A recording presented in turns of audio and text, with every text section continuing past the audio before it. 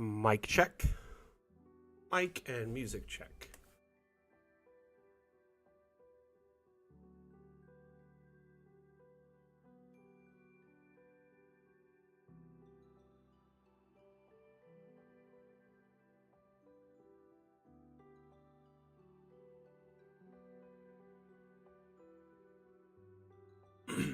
Perfect. Excuse me, sorry. Got a bit of a scratchy throat. Last couple of days I wasn't feeling my best. But I am here regardless. Power through today. Okay, so I've got Twitch. I've got TikTok. I've got Steam. Surprisingly fast, actually. Oh no, I'm so sorry to hear that. You too. All that map making. You gotta please map responsibly.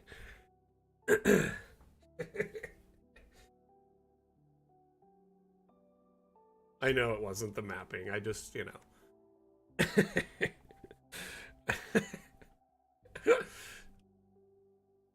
Oh my goodness. You're not my supervisor.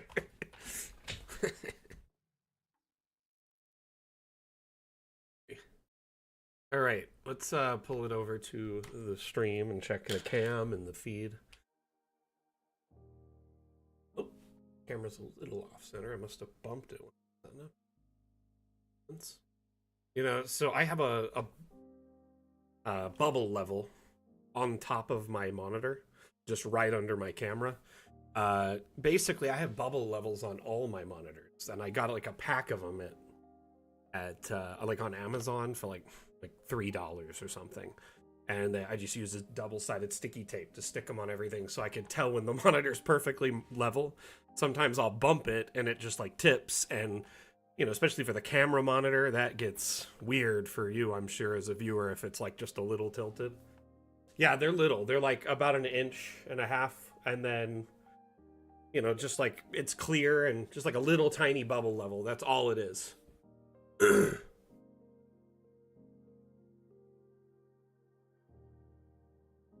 So, yeah, they're awesome. I have, I think, like 1 or 2 left, but I was trying to figure out how to use them. But I have them like I said, one's like on my camera / big monitor. The others are on my other monitors. I think I have one on one of my 3D printers.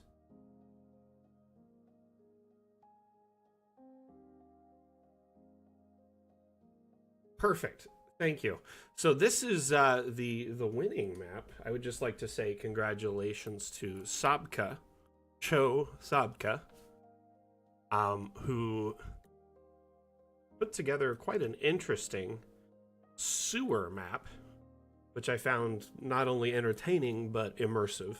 We're going to spend quite a bit of time going through this. Hey Chris, how you doing? Welcome to the stream. As we, browse this map, we'll spend, the next 20-30 minutes checking it out. But before we do, I do want to start by saying there was a lot of really good entries. I mean, there was some really insanely good entries. Really detailed, like just tons of cool stuff going on in them. And it didn't make my job easy as the judge, so thank you for that. Secondly, I would like to point out that, yeah, Sabka, congratulations. We will do our best to hit up every map during the stream today. So if you want to, see your map on the stream today, just make sure you stick around, and more than likely you'll get a peek of it. I just want to remind everyone, this is a multi-stream. We're live on multiple platforms right now: Twitch, Twitter, Facebook, YouTube, TikTok, and Steam. So 6 platforms simultaneously, which means there is a lot of different stream feeds and chats going on. I'm going to be doing my best to pay attention to all of them simultaneously, and I've got an amazing moderator with me today, Atlam, who will be helping me out.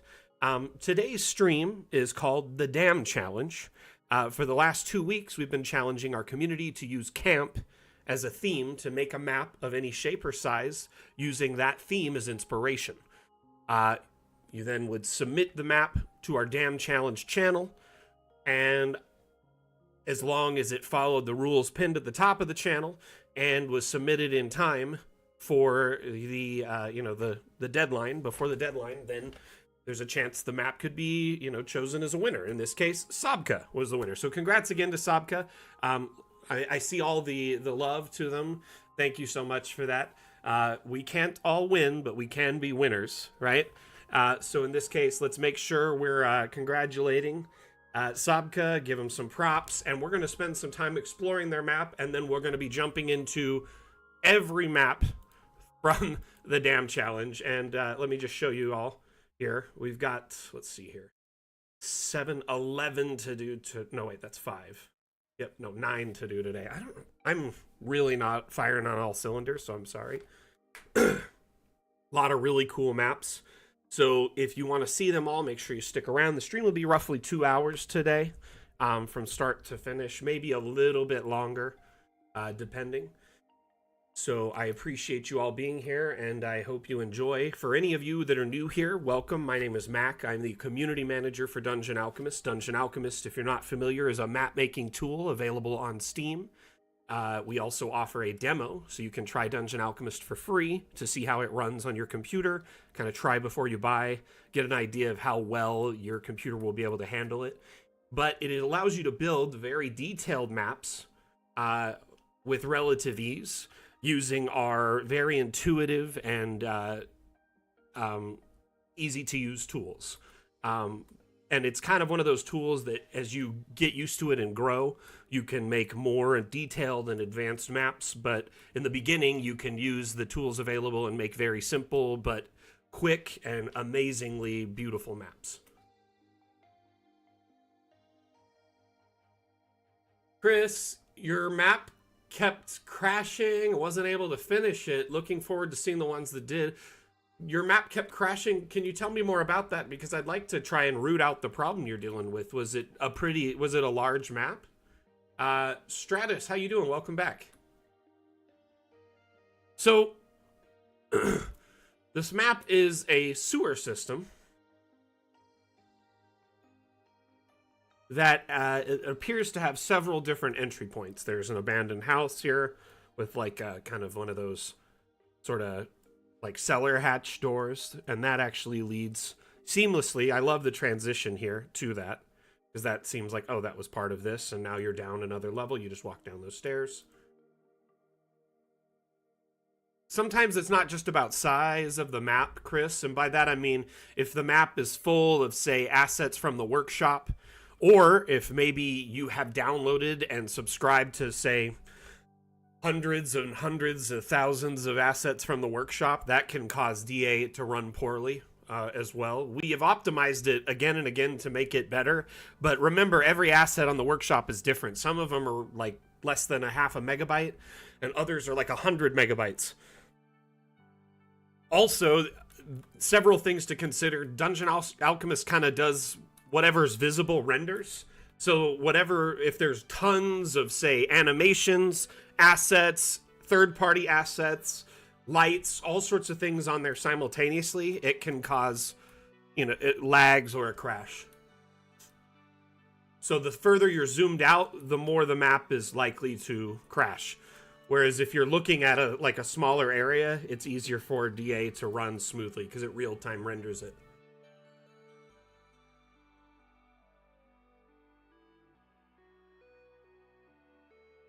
You were trying to add some fish to a river? What I could recommend to you, Chris, and this is just a catch-all that tends to solve a lot of problems. I'll show you two things really quickly. I'm going to leave this on a cool scene from this map so y'all can enjoy it. And then I'm going to pull up some stuff, because I want to help Chris a little bit, just so he has some ideas as to how to maybe address it. So, let's talk about this one here. Hey, Sack, how you doing, buddy? So in Dungeon, or in Steam, you can actually do a couple of things to help with any game, really. Not just Dungeon Alchemist, but if you right-click on the game in your library, go to Properties. Excuse me. and you go to installed files, right? And if you hit verify integrity of game files, what this does is it essentially runs a check on the entire installation and makes sure that none of the files are missing or corrupt. And if there are any that are missing or problematic, it'll replace them automatically. This is nice because if there's like one bad file, it can cause DA to run poorly or crash a lot. Another thing you can do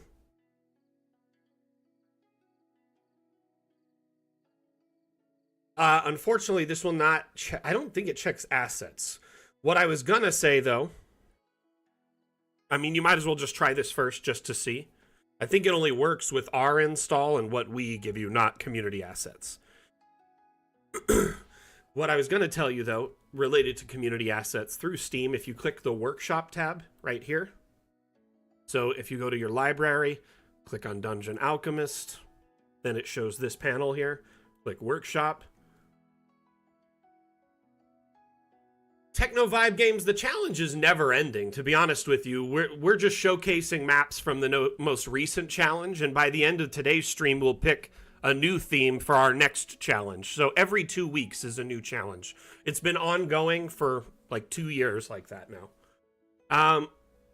So if you click on... so basically, every 2 weeks, we pick a new theme. We encourage people to enter. It's optional, right? And the challenge is really about challenging yourself as a cartographer, to push yourself to new limits and creative heights, to try and make things you may have not considered making, or a style of map you may not have considered for your campaign. So with that in mind, the current theme, Camp, we picked that 2 weeks ago. The last chance to enter was last night before midnight in your time zone. So if you haven't entered for the current one, it's too late. But by the end of the stream, we'll pick a new theme. And by Monday, we'll announce that theme in our Discord in the Damn Challenge channel. And give you a timeline for it too. But just a heads up, you'll have between now and the 7th for the next challenge. End of day on the 7th of February.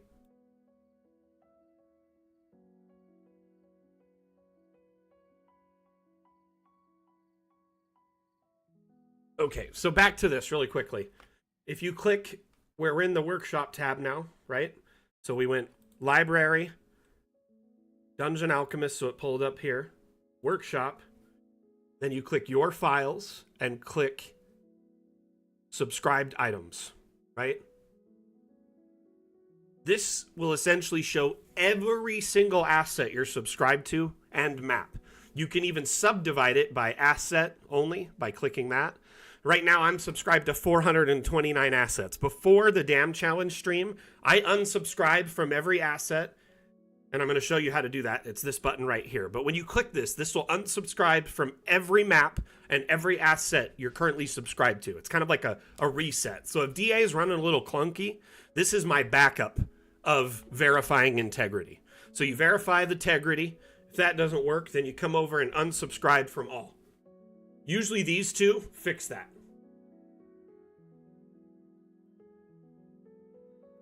Honestly, this, though, is a really good catch-all because more often than not, you may have downloaded an asset that is just a little clunky and having problems.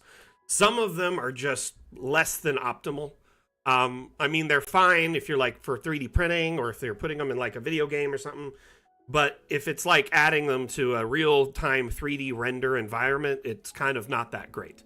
Like a pre-rendered environment, it would make sense. But in this case, it struggles sometimes with some assets. Most of the assets are great. I would say over 90% are fine.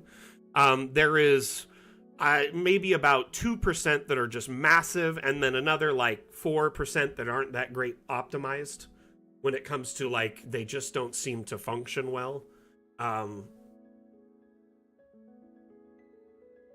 What's buggy if you do it this way?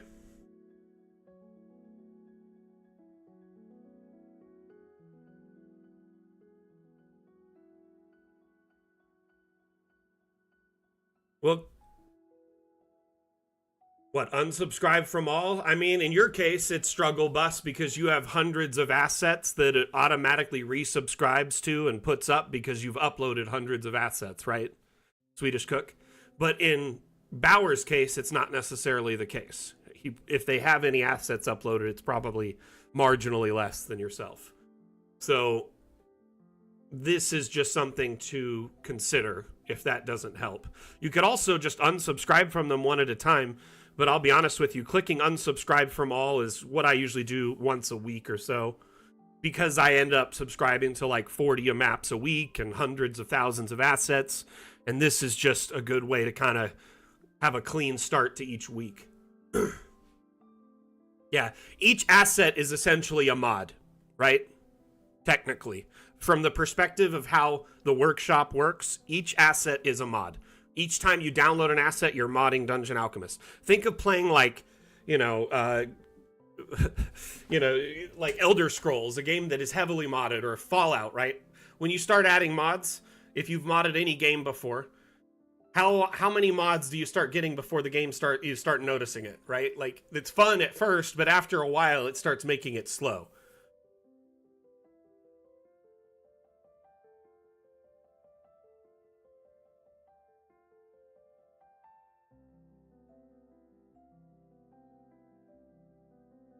So in your case, what you'd just be unsubscribing from, Chris, is just assets that you've either subbed to on the workshop or assets that were automatically subscribed to when you downloaded a map, which you can always re-download again. And any of your maps that you've uploaded or saved that had assets from the workshop, the next time you open them, it'll prompt you to re-download the assets that are needed for it. So you can then go, oh yeah, I want all of these, or you can pick and choose because there's like a checkbox option. Anyway, moving on. Okay, back to the map. I am so sorry.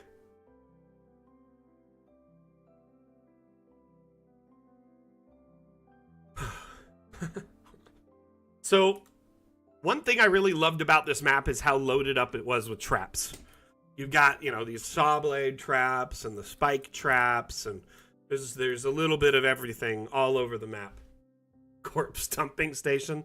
It kind of just seems like where the corpses end up after they run through the sewer system here. But yeah, maybe this is where the goblins like to dump stuff. You're right, Sabka, it is your map, so you would know. I like just kind of making my own head canon as I go. A lot of, DMs and players do too, so. But I love how you raise pipes up and put them in these areas so they're overhead. Really cool. Eternal Spa Day. Hey, first off, before I comment on that, I want to say thank you to Nama Stacy for the like about 14 minutes ago on Facebook. Sorry I didn't notice that till now. And then we also got a follow just prior to stream, Fifth Ninja Turtle. Thank you for the follow on Twitch. And then just a few minutes ago, Wes over on YouTube subscribed. So thank you, Wes.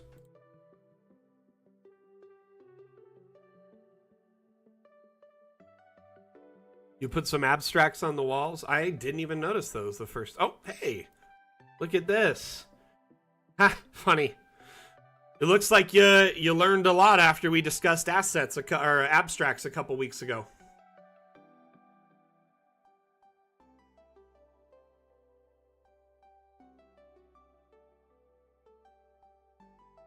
Abstracts are a really great way to kind of solve a lot of little like gaps in Dungeon Alchemist development. Because of our early access stage, there are some things that are kind of missing here and there, right? So we have added tools that allow you to essentially insert custom art into Dungeon Alchemist. So let's say we wanted some blood here, right? I'm going to just insert a graphic that looks like blood. That's not the best drawing because I'm not like the best, but I'm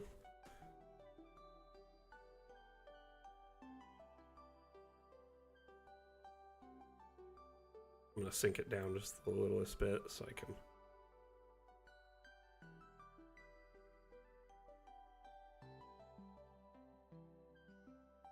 So while blood normally isn't in Dungeon Alchemist, using these abstracts were essentially blank slate. Think of them as like you can insert blank images. Think of it like a green screen where it's essentially reprogrammable.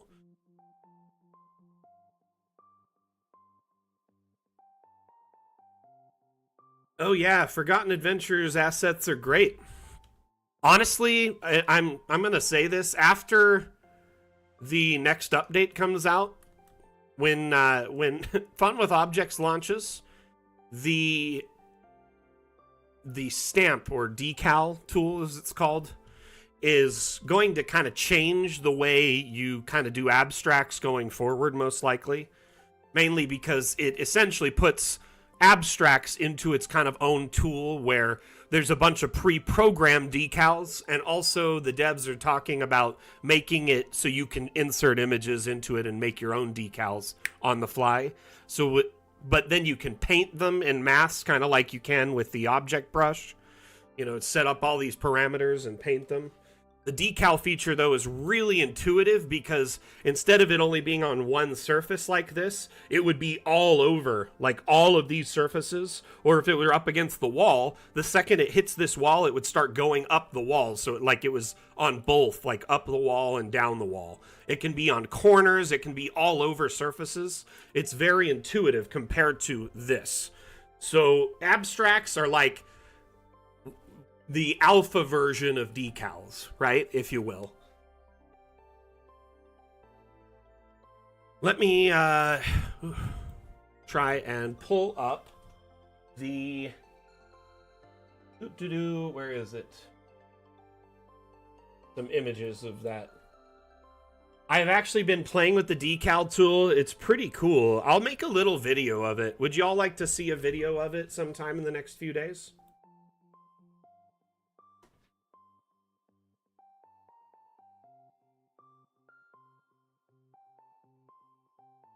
Pancat, can you elaborate on that, please? I'd love to hear more.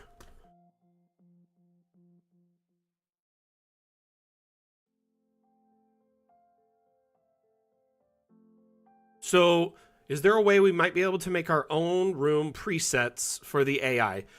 So by that, you mean you'd like to program the AI yourself with whatever it generates in it? Or... sorry, could you just elaborate on that a little bit more, please? Yeah, sometimes people are meaning AI prompts, like generative AI, where you can just type in words and then it'll make something. But unfortunately, Dungeon Alchemist isn't generative AI, so if that's where you're heading, I would have to say that's probably not going to be the case. That's why I want clarification. I would love to answer your question, though, thoroughly, so... If y'all look in this image while Pancat's typing that up, you can see these tally marks here.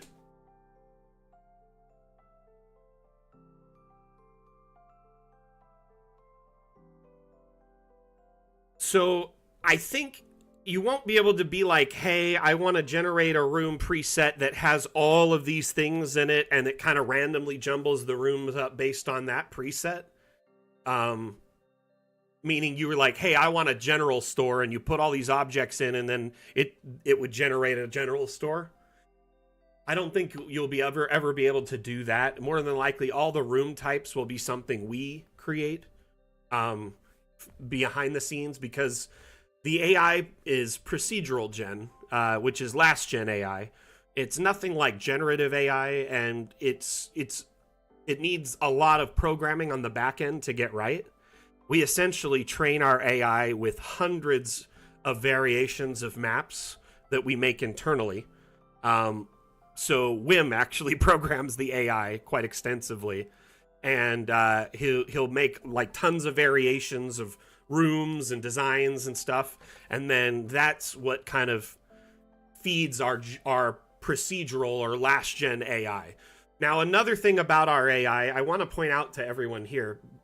Dungeon Alchemist's AI is, as far as I'm concerned, and I know as an employee this sounds kind of biased, but Dungeon Alchemist's AI is one of the most ethical out there.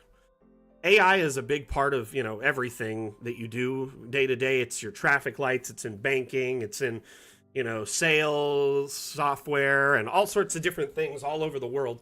And I know a lot of people are kind of nervous about it, especially when it's like, taking jobs and things like that. But Dungeon Alchemist AI was programmed entirely in-house with private data sets, made from our own maps, not maps from the community. And at no point was there any public data or art or assets used to train it. So another huge thing is the assets used in our AI are all made in-house by our talented team of artists. So essentially every aspect of the AI from A to Z is all done in-house, and there is no point at no point other than feedback from our community, would we take external data and use it to program our AI. Now, the thing about one thing, Pencat, our next update will include a feature that we internally called variant creation. And I'm sure a lot of you have put down like a table or a desk or some kind of shelf, and it was pre-decorated like these here. So many objects in Dungeon Alchemist come pre-decorated, and we do that. We decorate a bunch of versions of the same table or same object, right? And then we put that, essentially that data is saved, each version of them, kind of like a stamp or a prefab, but we call it a variant. So when you're placing a table or another object like this in Dungeon Alchemist, well, if it's pre-decorated, if you press tab before you solidify its location, it'll jump between the predetermined variations. Now, what the point I'm getting to with this is our next update will likely include a tool for you to create your own variants. And by that, I mean you could put a whole bunch of objects together and save them as like a stamp, a prefab. And I feel like if this is not, as long as it's not limited by like the size or the amount of objects, technically we could just make stamps of rooms. Like all of these objects could be laid out next to each other in the variant generation tool, and then you save it, and then you just got to generate a room of this shape with no objects in it, which you can tell the AI to do. If you go in here, the AI can kind of be guided. You could say, hey, I don't want you to generate with floors, or I don't want you to have doors or windows or walls, or in this case, objects. So you could turn off the AI generation for just that already. That's currently in Dungeon Alchemist. But then you could potentially stamp all the objects in the room. Now, the scope of this variant creation tool remains to be seen. I just had like a meeting with the devs about a week ago, and we were talking about that. They said they definitely want it in the next update. The scope and scale, how it'll be implemented, don't know. I suggested that the variant creation tool should be like the asset importer, kind of like a blank space, kind of like in, like in the Matrix or something, like a blank white room, but you can place every object from your collection there and organize them and save them. So you could create variants, upload variants to the workshop to share them, or keep them locally for yourself. And then essentially name the variation and have kind of the same layout as you do for the asset importer, where you can upload 3D models to the workshop.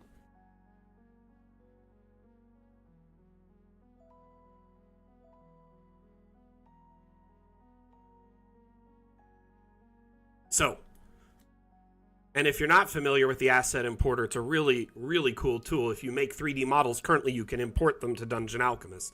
That's how they're getting on the workshop. That's how people are sharing them. So what I imagine the variant creation tool space would be something like this. And imagine you just have your object menu here, and you start laying out all the objects, putting them next to each other, on each other, a whole organization of them, and then at the end you just save it. Anyway, moving on. Yeah, Sack, you're a trooper for dealing with it. Honestly, what I would recommend, Rev, especially when you're first starting out, is to focus less on advertising your Patreon and focus on showcasing your skill as a map maker.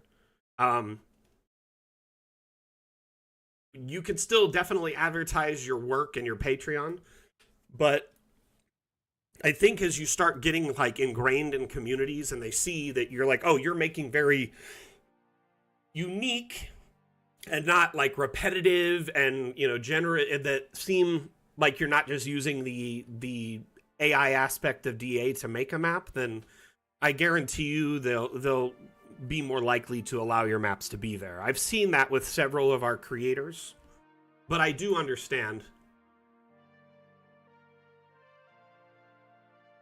Like, one thing I've offered to like moderators and communities, if they want, I can pop in and just say, hey, that map was made only with AI, that map was made by hand, because I could tell just by looking at it.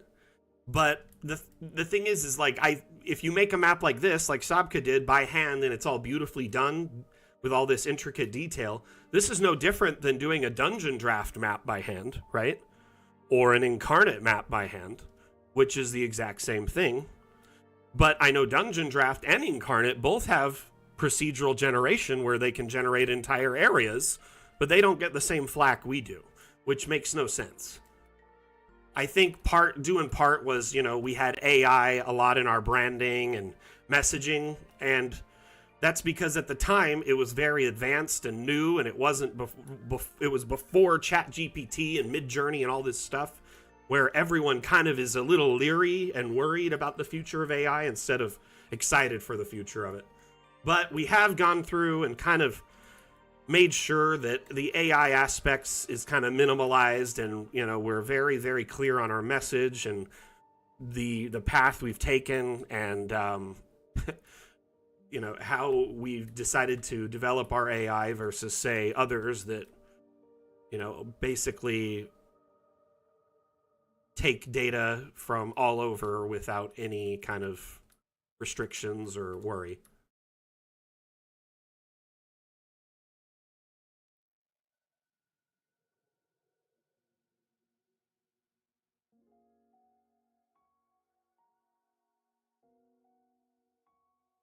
But yeah, a lot of people will say, oh, I could make this map in like 5 minutes, and I'm like, I don't think this took Sabka 5 minutes. Sabka, are you still here, my friend? How long did this take you to make? If I guessed, I'd say between 10 and 20 hours minimum. Minimum.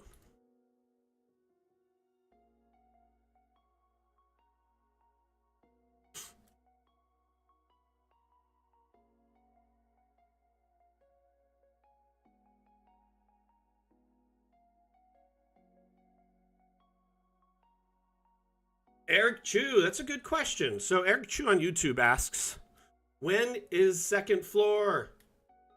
So you can technically do second floors by hand right now. It takes a lot of know-how. No, a little bit of like elbow grease and a little bit of know-how, right? To figure it out currently. It's like a combination of tools and things you can do in Dungeon Alchemist. The generative, like multi-level, using this tool here will be available in our next update, which the next update is slated at this point for Q2 2025.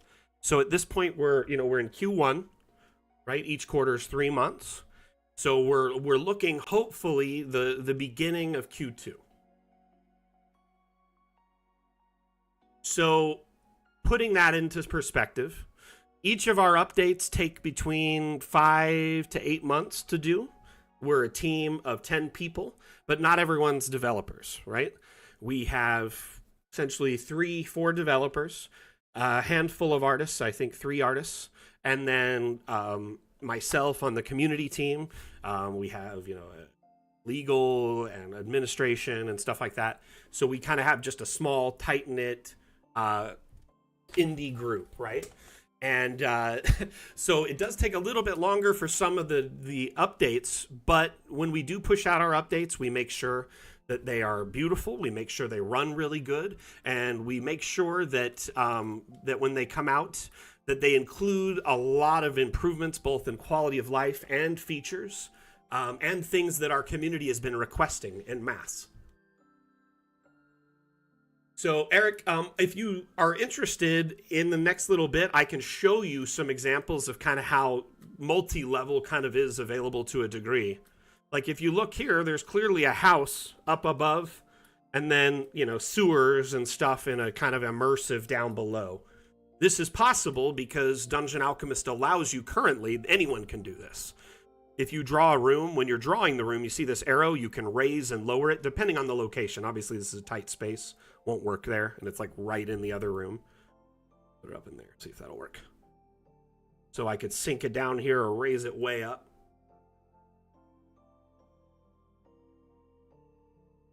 So this is just a simple generated, higher level room, right? You can have floors at all different heights currently with the room generation. And the room generation also supports round rooms, so you can make like a fully circular room. That, though, is dependent on the shape and size of the room. It has to be an equally divisible shape, i.e. like 4x4, 6x6, 8x8, 10x10, I think all the way up till 20x20. So, moving on here. If you give me just a minute, Tim, I will definitely show you.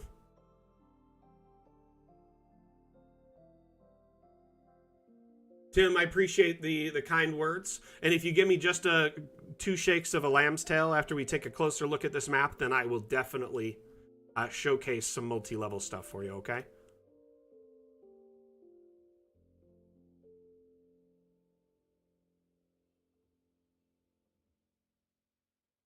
And see, the thing is our methodology as a team is always like under promise and over deliver. We don't want to say a whole bunch of things and then like let you down. The devs also, they are very passionate about Dungeon Alchemist. They love this project and they want to make sure that it, has every chance to succeed. So every update is, a very thorough endeavor. It's not just something we're going to, click our heels together and whip up something and throw it out to the public. So know that the devs are passionate, but also very, very, eager to make sure things look and feel and run good every time. Yes, this is the Damn Challenge winner by Sabka, for those wondering. Very good map. I'm very, I love the secret passages, man. Like, oh my gosh. Love the map. Very good stylings, and I could see the amount of work that went into putting all the rock walls in. I know this because I've done it myself firsthand. One of my first maps was a massive mine shaft cave system that is like one of the oldest maps on the workshop, and it's still there to this day. And it's kind of like depreciated because you can't even really build that style of map anymore because now we have the cave biome, and I made it prior to the cave biome. It was nuts. Anyway, so you putting these rocks all on the wall by hand is quite the endeavor. Essentially what Sabka did was under the nature panel, you have all these various rock walls and rock types, and you can reshape them and kind of essentially lift them up and stick them into the wall like a rock facing. These ones are also great, but the problem is they're not really resizable because they are a wall-mounted rock, which means technically they're meant for like in a cave, like down here, something like this. Like it would be like if you had a wall that was more natural looking under there. Anyway, but they can still fit on these facings as long as you have collisions off. So I do a kind of a combination of those.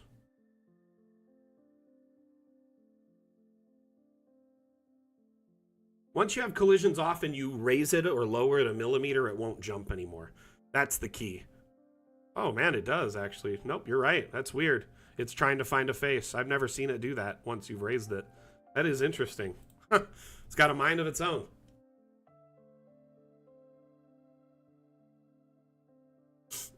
So, Tim, there's discussions from the devs to offer some sort of VTT Lite features after we leave early access.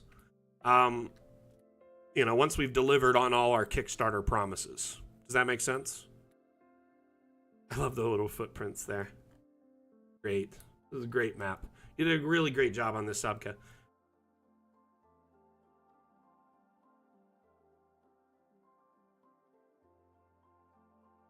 So, if I were building a multi-level map, I would do it by stacking objects currently. Because if you're building a multi-level map, until the next update, it's kind of hard to use the room generation tool because you can really only generate one floor of a multiple story building with this tool, with this room generation tool.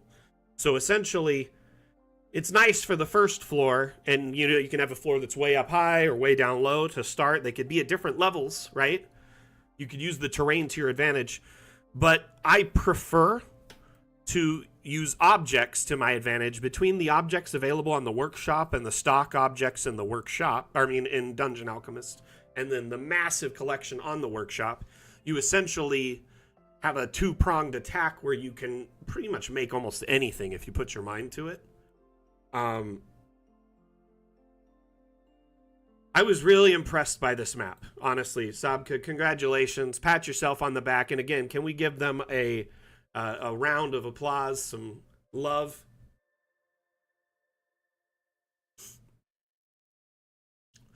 Fifth Ninja Turtle. Would that be Venus de Milo? Is that the fifth Ninja Turtle? I swear in like the live action Ninja Turtle TV series in like the 90s, that was the fifth Ninja Turtle. Anyway, sorry to answer your question with a question. The question will, your answer here, Dag, let me take this actually, okay? Because I've seen some things as of late that you may not have. So, first and foremost, I personally have pushed for that feature to be added several times because, when you move with a token, more often than not, the player may have a torch or the spell light or dancing lights or something where the light source moves with them, and they want that to happen for their token immersion, right? I have brought that up to the devs. I have brought that up to Quentin several times. Quentin actually heard requests from that during our last stream when he was visiting, I believe, or the time before. And then I know that it's on our kind of roadmap stuff for development. I don't know if it'll make the Fun with Objects update, but it is definitely on the development roadmap backlog. Essentially, there's several improvements to the first-person perspective that they're looking into offering. One would be essentially when you're in like cinematic or first person modes that you can hide this UI. So you could hide that like F, R, escape, and the dot in the center, which instead of being reliant on Dungeon Alchemist to record, you can then use, whoa, the camera got stuck on the collider there. You can then use an external recording tool, so like OBS or Streamlabs or any number of screen capture tools, which gives you a lot more control over the quality, frame rate, what is it called? Bit rate, all these different things you can essentially have much more control of using external tools. The other benefit of this is if you stream a first-person or cinematic view to your players and hide the UI, you're streaming it over Discord, that's much more immersive, in my opinion, than having that little weird UI at the top and the dot in the center. So with the ability to hide the UI in this mode, I think it'll improve that. I've also been pushing along those lines for a advanced menu for this, maybe a little menu option in the corner that you can open and you can adjust maybe frame rate or stuff like that, because some people have computers that are able to handle those things and others may not. So you can kind of have more fine control over it if you want to try and attempt to record within Dungeon Alchemist. Anyway, back to multi-level. This map here, I built this entirely by hand on our Mapmaker Monday stream. And this is all just objects stacked on top of each other.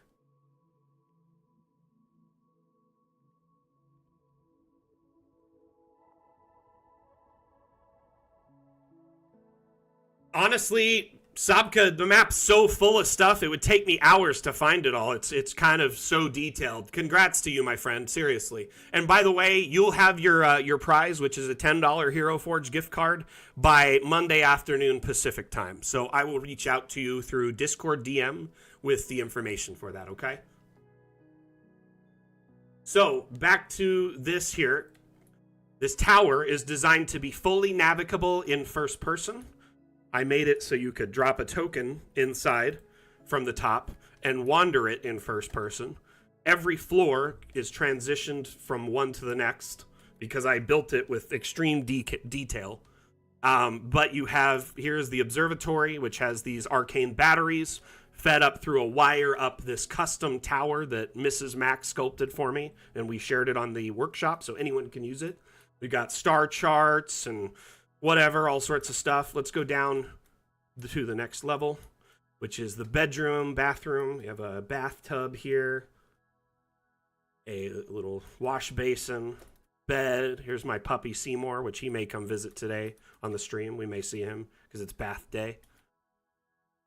Here is the wardrobe, some treasures, various magical items, mysterious items. Going down a level, here's the study, alchemy station, library. Lots of little details all throughout this. Some of these assets are from the workshop, by the way, the floors, the stairs, the banisters. Some of the assets are stock. A lot of the stuff in the decor is stock. This is the first floor, and there's also a hatch to go to a escape kind of tunnel. This is a kitchen and hearth area. Anyway, kind of moving back here. Hey, oh my goodness. Speaking of Seymour. Hi, here's the baby. How's the baby? So, Seymour here, a little bit of a stream celebrity. He was the dog in the third floor there. But each of these levels are essentially designed to be pull apart, kind of like Lego or like a dollhouse. And I'm sure most people in our audience have kind of messed with one or the other. But you can essentially take the roof, move it to the side. And by the way, what I did to make sure this isn't problematic, I disabled collisions, which allows you to move objects together without them interfering with each other, without those kind of annoying red markers getting in the way telling you no. So collisions off means the fun's on. Each floor you could take and kind of grab the floor and move it, and I made this possible by making sure every object on that floor was stacked on top of the floor. So it's a modular piece. So again, using the collision toggle to start, I'm able to merge objects together or move them around more freely. When the collision toggle is off, you can also raise objects up and down, which allows you to kind of give them verticality and height, right? Remember tools like Control Z to undo if you mess up? Here, can you take him? Everyone say goodbye to Seymour. He's a good boy. Okay. So the last bit of information here that I would impart on you is when collisions are off, you can also scale objects far beyond their normal, scaling.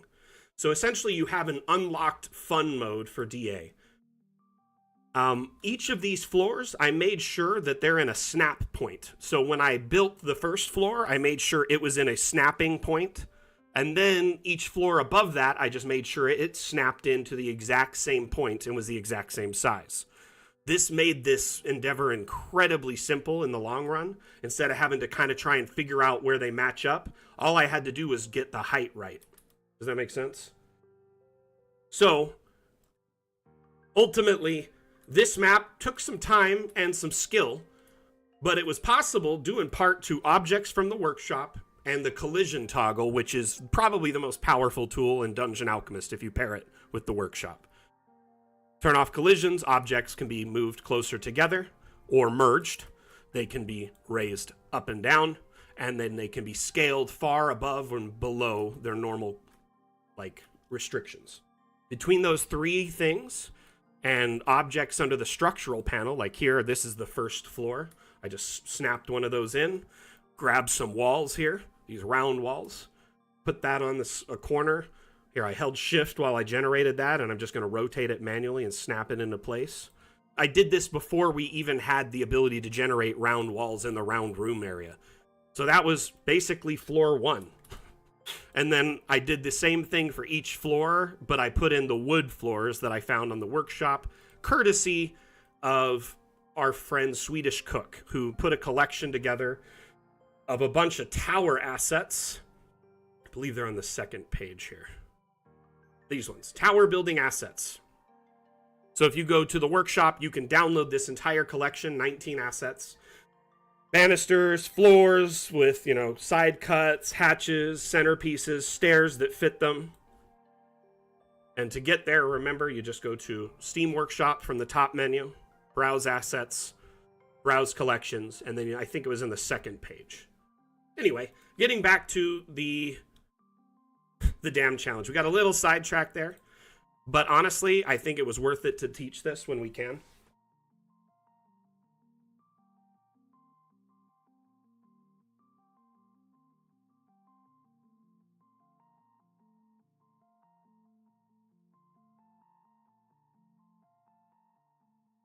I prefer the manual method for map making. Like, you can use DA to generate a map like that, right?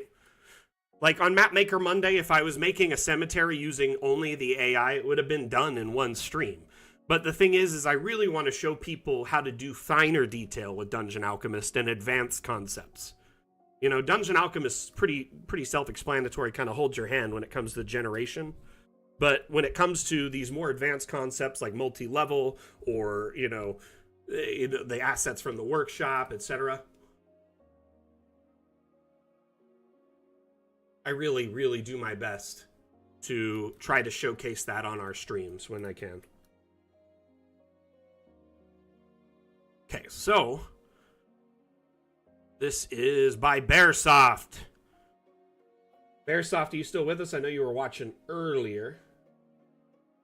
By the way, Tim, did that explanation of multi-level guide you in any way, shape, or form? You're going to have to kind of stack things together like Lego and just make sure you disable collisions, my friend. That is step 1.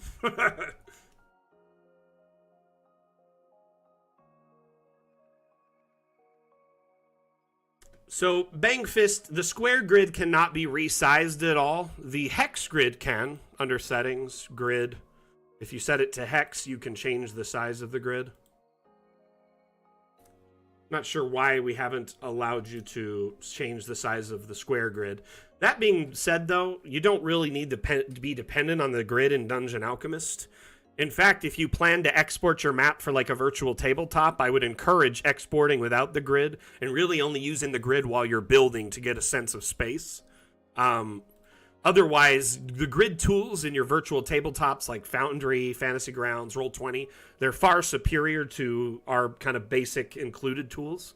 These are really just ideal for TV tabletop or printed map play.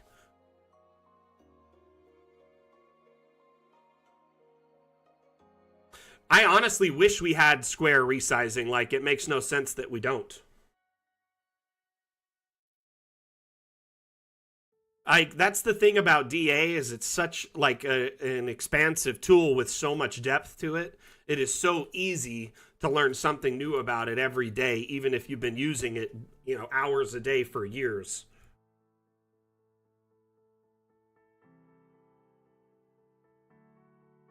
You tend to usually make very large maps. How do you play when you use your maps? Do you play on a virtual tabletop? Do you play in person? Are you printing your maps? Are you doing a TV tabletop? Like, are you playing over Discord? Tell me more about your sessions so I could better understand your situation. VTT, which VTT are you using? I love this. You got an ambush. You can clearly see they are just, uh-oh, it's over for them.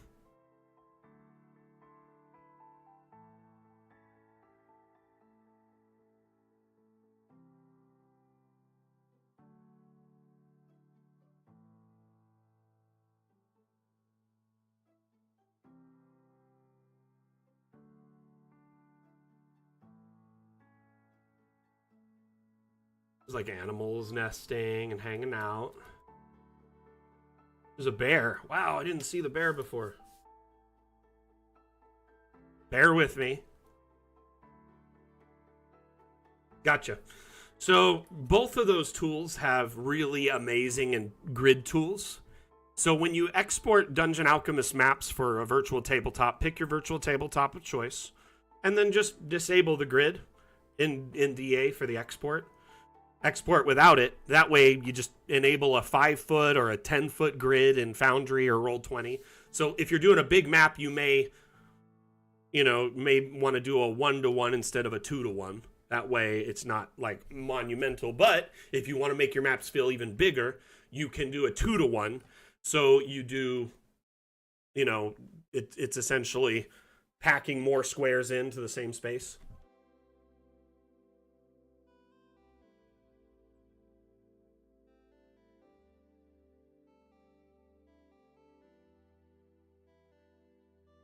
Just absolutely love this map because it really encapsulates like a forest. Like there could be so much going on in it, right? Like quite a bit. Little camp over here. You've got obviously this ambush happening on the road. This party's traveling. They don't even realize what's going to happen to them yet. No, Link. No.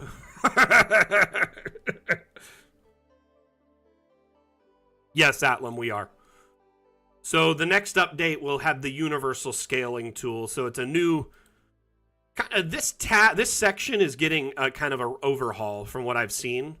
So collisions won't be like this. It'll just be a check mark here. And then there's like a hamburger menu being added, kind of like this. And when you open it, there's several options. There's the universal scaling. There's the options for the abstract lights, which is a new lighting feature.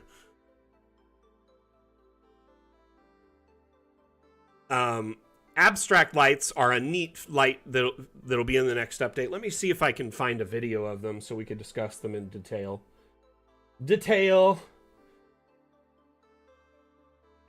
I know we have a video with it. Let me see. Where is it? Here it is. Boom.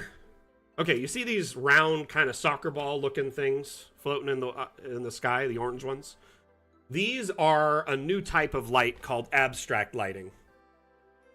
Tim, I hope that helps, even the littlest bit, get you started. Remember, you're going to be relying on that type of multi-level until the next update. When the next update launches, you'll be able to generate multi-level in a few clicks. So you can generate a floor, generate the floor above the floor, change the shape of each room as you go up, or they could be a universal shape going up like this to make like a multi-level structure, a skyscraper, etc. Now, these lights, back to this light, they're invisible lights. They're visible while you're building, but when you export, they're invisible. So they're not visible on the map when you export for print or virtual tabletop. They're not visible when you're in first person. And you can also hide them in mass, so they're not visible even while you're building. So if they're annoying you even more, you can hide them then. So lots and lots of different ways to...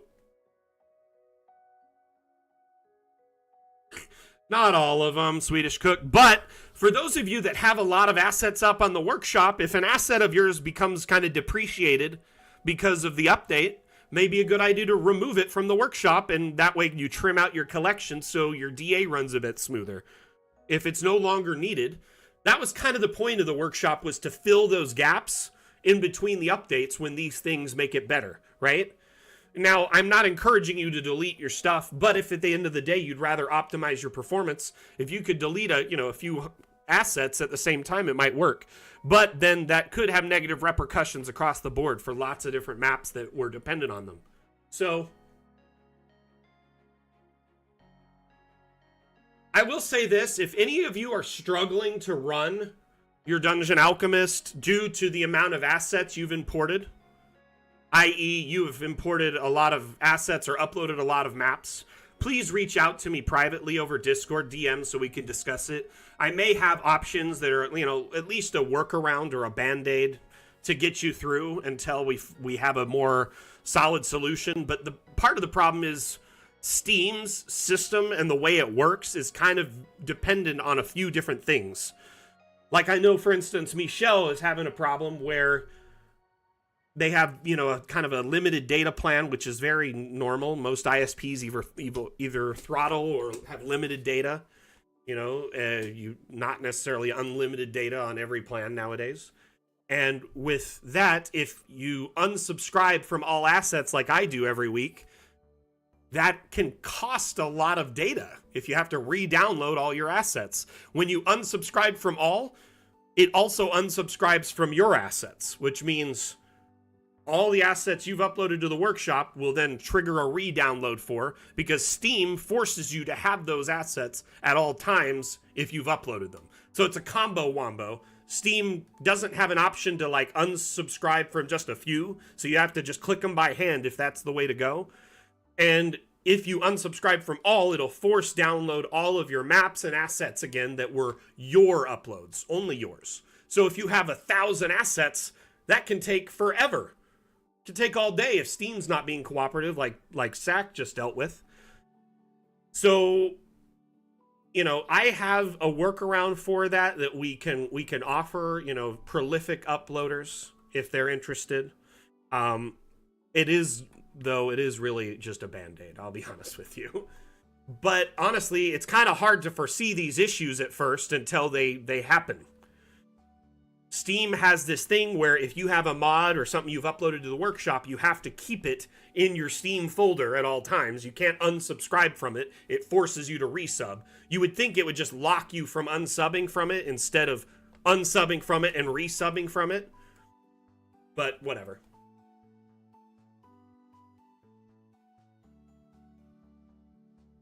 Oh, I appreciate what Sack has done more than anything. And honestly, I feel bad that he's going through this.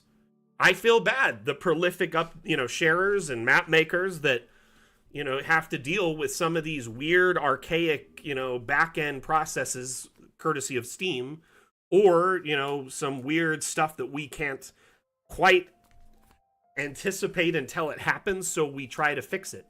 But I have worked very closely with Sack, with Asmodeus, with Centimar, with uploaders who have uploaded a lot of stuff to make sure that it runs as smooth as possible. Ask them. During the Magic update, we did a little testing just for them to make sure the update included fixes that improved their performance with Dungeon Alchemist due to the amount of assets they've uploaded.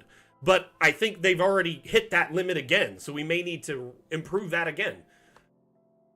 Michelle, though, can you reach out to me? Like, I do want to help you all and come up with a solution. I just don't think there is a workaround within Steam's current architecture. Exactly, Wardian. And that is part of the problem.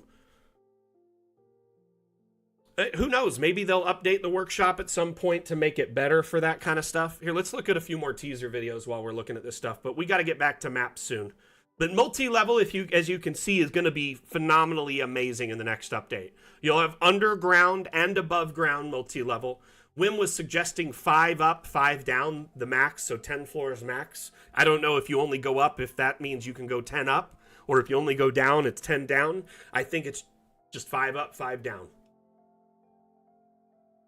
But this is a beautiful example of how the update's coming along, and there will be new assets, new features, multi-level, all included in the room generation tool. Okay. Airsoft, you still here?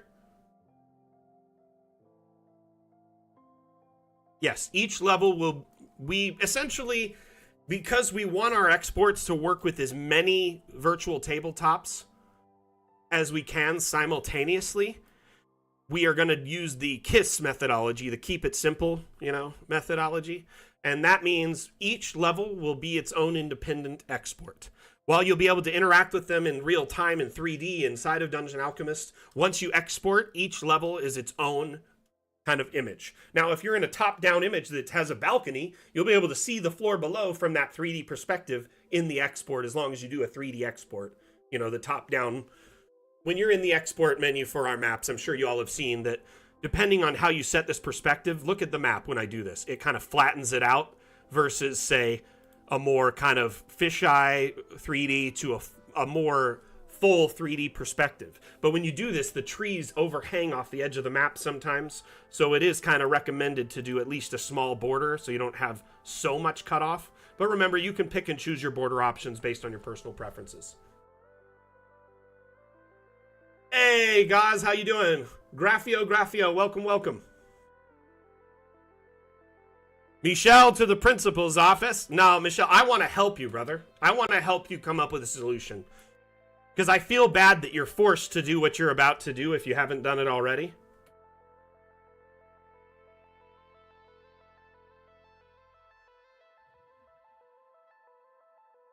Okay. Love this map, but we got to move on. One thing that I will point out about this map that's a great add-on. Hey, Highland Lass, how are you? Is this great use of the one-way skybox created by Asmodeus. I also love that a lot of our map makers in the Dam Challenge have started to share the creators of the various assets, shout them out in their like kind of descriptor of their map. But this particular skybox, when you're in the inside, it completely encapsulates the map. You can't see outside of it, so none of that weird immersion breaking gray area beyond the veil of the map. You don't have that anymore, okay? But when you're outside looking in, it is actually kind of like a one-way mirror. As you rotate around, the dome becomes invisible at certain angles. Camp theme is fun, but that adds a nice immersive level to the whole environment. I really like it a lot. There's several of these one-way skyboxes on the workshop, so thank you, Asmodeus, for sharing those. Moving on, we'll go on to the next map here. Coyote Canyon was an interesting one. I really like this one.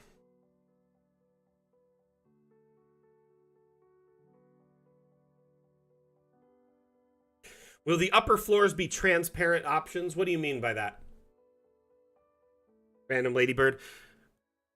You can actually just remove that, like, the roof from that floor so you can just see in, or you could cover the floor so it's completely covered by a roof.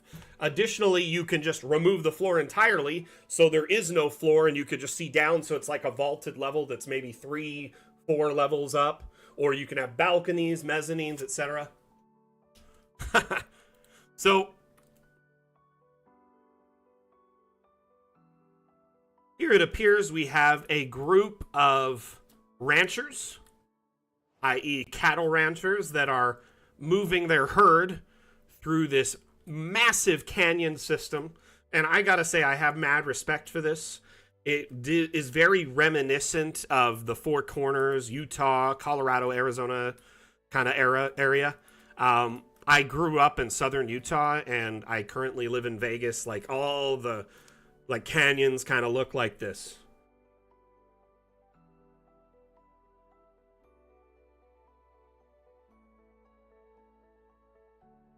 What's up, Chim?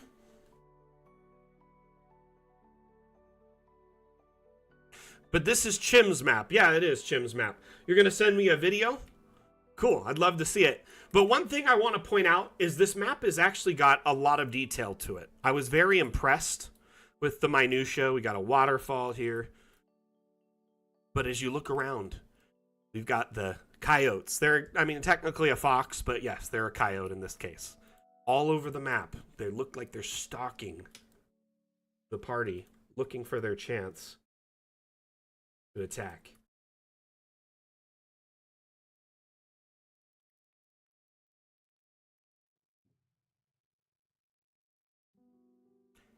And throughout the map are little just animals kind of doing their thing. Like a squirrel here, right? I love that there's just like little random wildlife all throughout the map.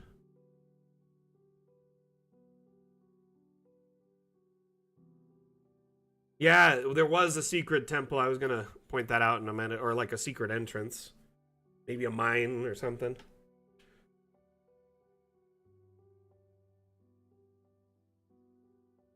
Like here, this is their little den.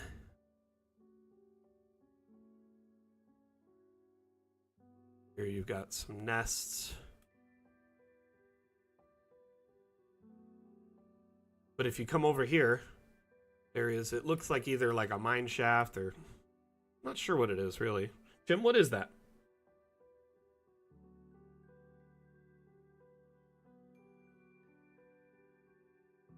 Oh, burrow? Gotcha.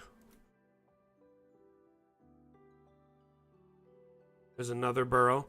That could also just be Marahute's nest. Ah.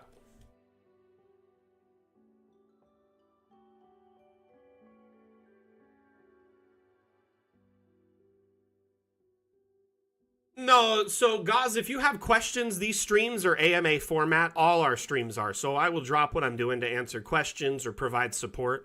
But the focus of today's stream is to showcase maps from the Camp Dam Challenge, which the Dam Challenge is an ongoing map making contest we host every 2 weeks. The last entry theme was Camp. And the one before that was Celebration. The one before that was Frozen. We pick a new theme every 2 weeks. And then people in our community are encouraged to challenge themselves to make a map following that theme and submit it before the deadline. All of the maps that are submitted are showcased on this stream, and we try to check them out and ask questions and come up with ideas and for encounters or story. Additionally, the winning map is the first map featured, and that creator gets a $10 Hero Forge gift card. We have Hero Forge integration with Dungeon Alchemist, where you can import your tokens and check them out, but you got to buy them first from Hero Forge. That's kind of their business model there, not ours.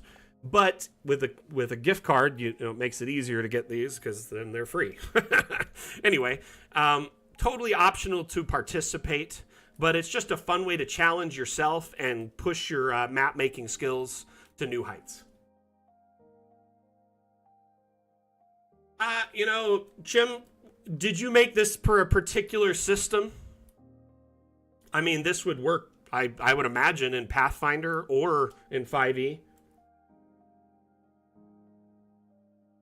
Please check out Sunset.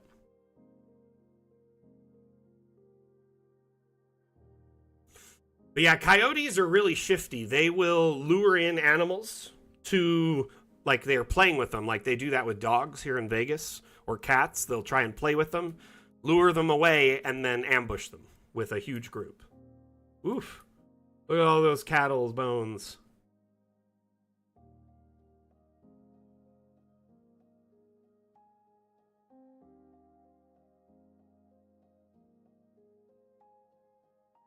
Gotcha. Cool. Oh, I loved yours too. Do not even get upset, Blue Mage. We're going to show yours. It's awesome. I actually was glad that we got a couple desert ones, because the desert theme and the Badlands themes are heavily underutilized in our community. I'm not sure why. Like, as far as biomes are concerned, there's just not as many maps available. And I love when we get some. So I personally love the verticality, love the detail here, and love that it was a desert map. Yeah, the Badlands, right? Just push for more. George Collin, thank you for the like on Facebook. Much appreciated. Much appreciated. How are you doing today, George? Or is it Jorge?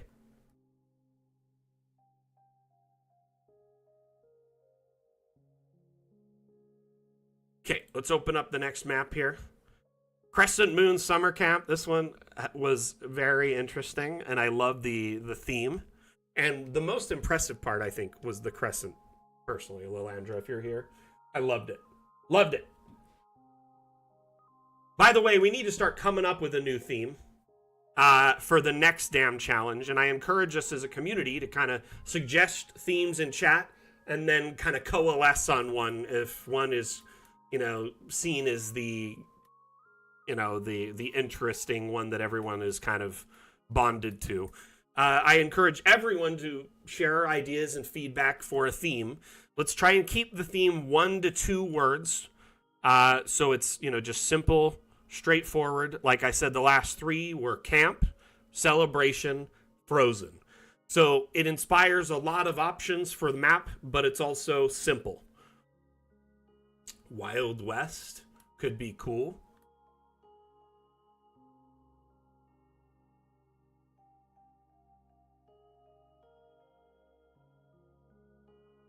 But I imagine, Lex, that any game system with a canyon in it, or a Western setting, could use that map. Dungeon Alchemist can lean into early Western settings really easily. So I mean, if you just placed theme appropriate tokens, it'd be great. I mean, the cattle are already good, and then maybe change out some of the mage tokens for like cowboys and stuff. Be good to go. Nautical, interesting, Blue Mage. That would be kind of a tricky one. Remember, we're not necessarily as heavily focused in ocean or water-based content yet because we still have 2 updates on our roadmap to kind of take care of those gaps in our development at the moment. The high seas update will be very focused on, you know, islands, boats, etc. Oceans, possibly astral seas, you know, things like that. And then water worlds will focus on, you know, giving you more utility over water, possibly underwater maps, water at different heights, water effects, etc. I'm not against it. I'm not against it, but I also just want to point out that it might be difficult for some to visualize that or do it when it's more by hand. You know what I mean?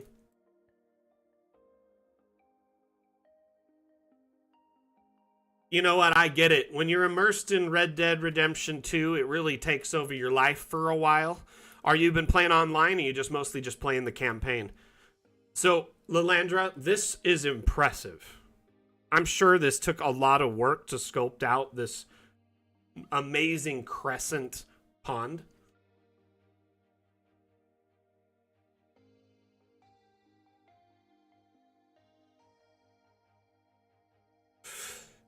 So I do know that our next Mapmaker Monday theme, which Mapmaker Monday is another stream we host every Monday. I'm currently building a massive cemetery, an ancient cemetery. The map is 82 by 82, and it is super expansive, and I've been putting in everything by hand. It is getting close to getting finished, probably the next 3 or 4 sessions, I'm hoping. When that's done, I was actually going to build a sewer to show people how to build a sewer system. It would be kind of fun to lead up into that with community sewers. Just throwing that one out there. But I'm open to any and all suggestions. Second level taverns is cool. Chaos. That one evokes a lot of interesting concepts. I do like that one a lot. Sabka, partially, yeah, well, there was you, I believe in the Damn Challenge channel, there was discussion about sewers and how it's kind of difficult and, or not as straightforward, and some people aren't sure how to approach it because there's not like a generation type for it other than like pits. So I was going to offer more extensive dive into that to teach our community how to build the most detailed, elaborate sewer system they ever would want. Now that will be a Mapmaker Monday theme, but it would be kind of cool to preface that because 2 weeks from now, that would have been 2 Mapmaker Mondays. Who knows? I could be done with the cemetery by then, and then we could be moving into sewers. So we could have community sewers, then lead into a massive sewer build that's like, you know, an hour a week for 2 months or something like that.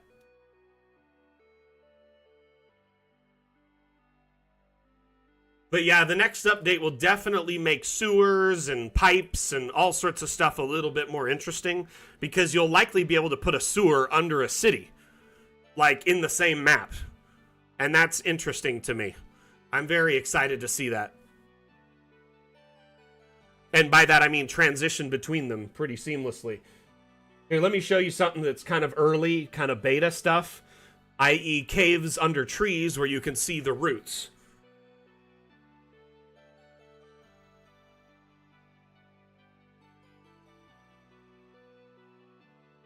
So the tokens are several, they offer several different things, Brain Bomb.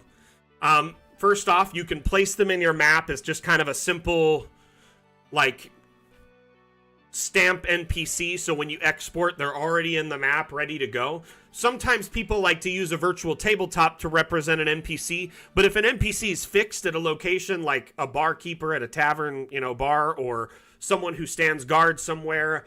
You can add it in the map just as easily as you can add it in the virtual tabletop, right? You don't need every token or NPC or thing on the map to be represented by a token like your players are in a virtual tabletop space. So that's one. That's the most straightforward. Secondly, these immersive tools, like as you see here, the token, when it's shown, you can click on it, click this eyeball, and go into first person.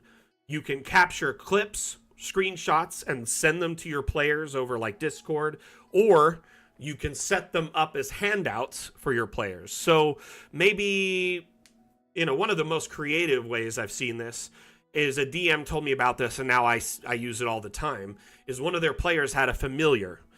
And what they would do is the player would be like, hey, whenever they'd get into a new area or a new map, they'd be like, hey, I want my familiar to fly over the area to scout it out. And so they essentially got their player asking so many times, by the way, I love this sign.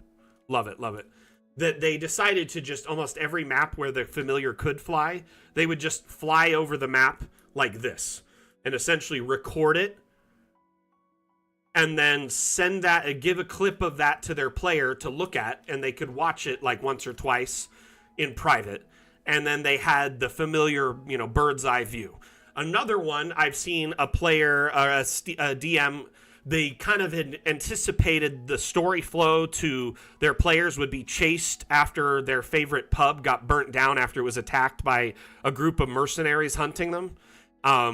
And so they had to flee, and there was a chase scene, and they prefaced that by recording the pub on fire and watching it in first person, and then running away through an alley and looking back every once in a while. And then they gave that to their players after they escaped. So it kind of was like a handout to accompany that. You could do screenshots or video to do that, by the way. So it's not just about, putting a token. It's about offering utility and immersion at a different level for your players. One of the most interesting ways I've seen that used too is just streaming that first person perspective to your players. So if you have a computer that can handle it, you can stream this view over Discord just like I'm streaming it to you now, and you don't have to record. Just walk around, whatever your players are doing in top down on your virtual tabletop or play space, just move this first person perspective along with it.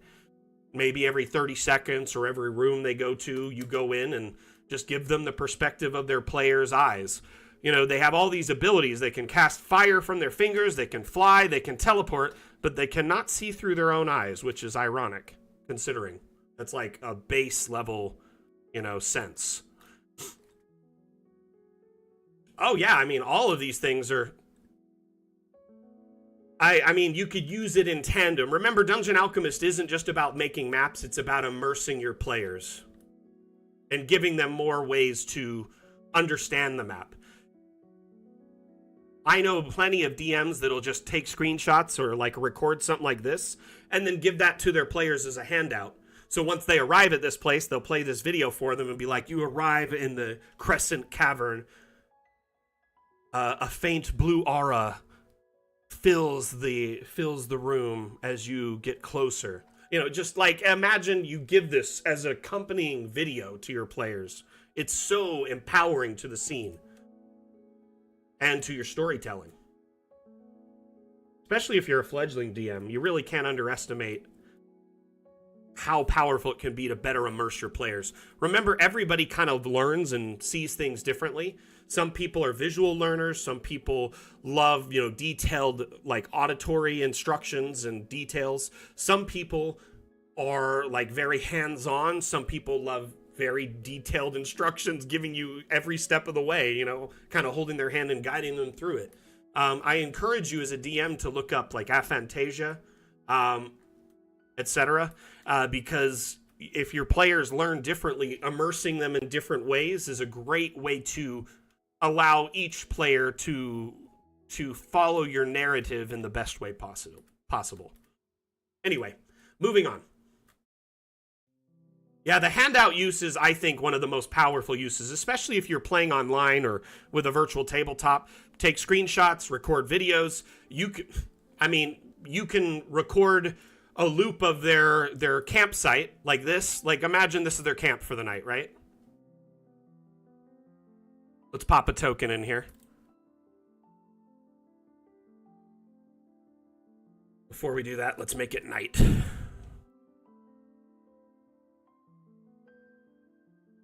And then you record a, you know, like imagine it's just those 2 tents here or something. Record this for 15, 30 seconds. And then that's a loop you can give to your players and just be like, this is a long rest loop when they're camping. You know, just a fun little cut scene while you may be looking up documents or checking out their sheets or something. Anyway, sky's the limit. It's really up to you as DMs to discern how you want to use this tool to your advantage. At the end of the day, though, tokens and the ability to add them, I mean, we want to give you as many tokens as we can, plus you have the ability to download them. You could really flesh out your map and make it feel alive before you even export it. Okay, let's go on to the next map. Can I just say, though, thank you, Lilandra, for letting me use your map as a guinea pig as I walked around and showcased first person and cinematic camera. It really brought your map to life. I loved it. This next map from Aunt, beautiful redesign of the Crystal Lake camp. If you've played any Friday the 13th, watched any of the movies, you know, got that.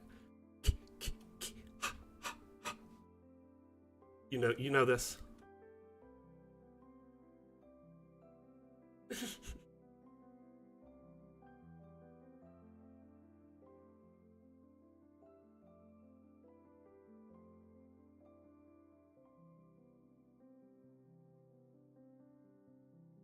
Honestly, I love getting shots at different angles. Top down's really great, but yeah, you can't underestimate looking at it from the player's perspective or a downward ground perspective up, you know?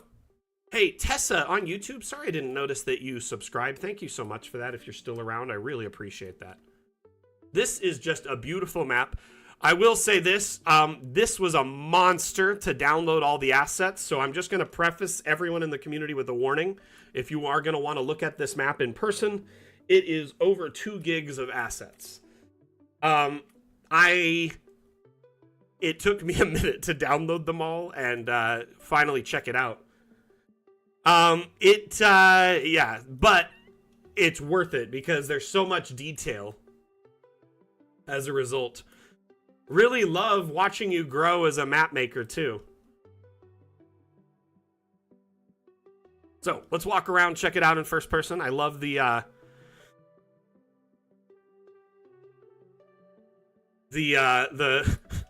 Voynich manuscript, like old school, old English style message board in here. Did you know we actually have a stock message board? What is it? A notice board, that's what it is. There's 2 of them. There's this one, and there's this one.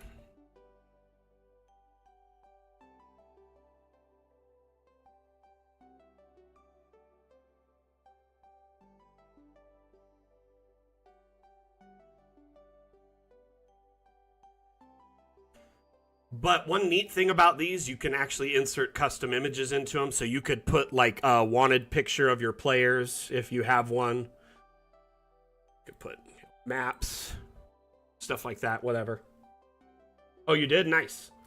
Nice. Just wanted to make sure you knew, because I think a lot of people miss out on them because they don't know you know, when you search message, they don't come up. So kind of hard to find, but a notice board is what it's under.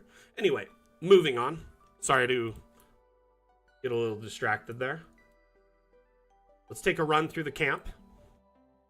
I love the use of the modern assets. Got the little bull horns on top of the normal lamps. Nice little mixture there.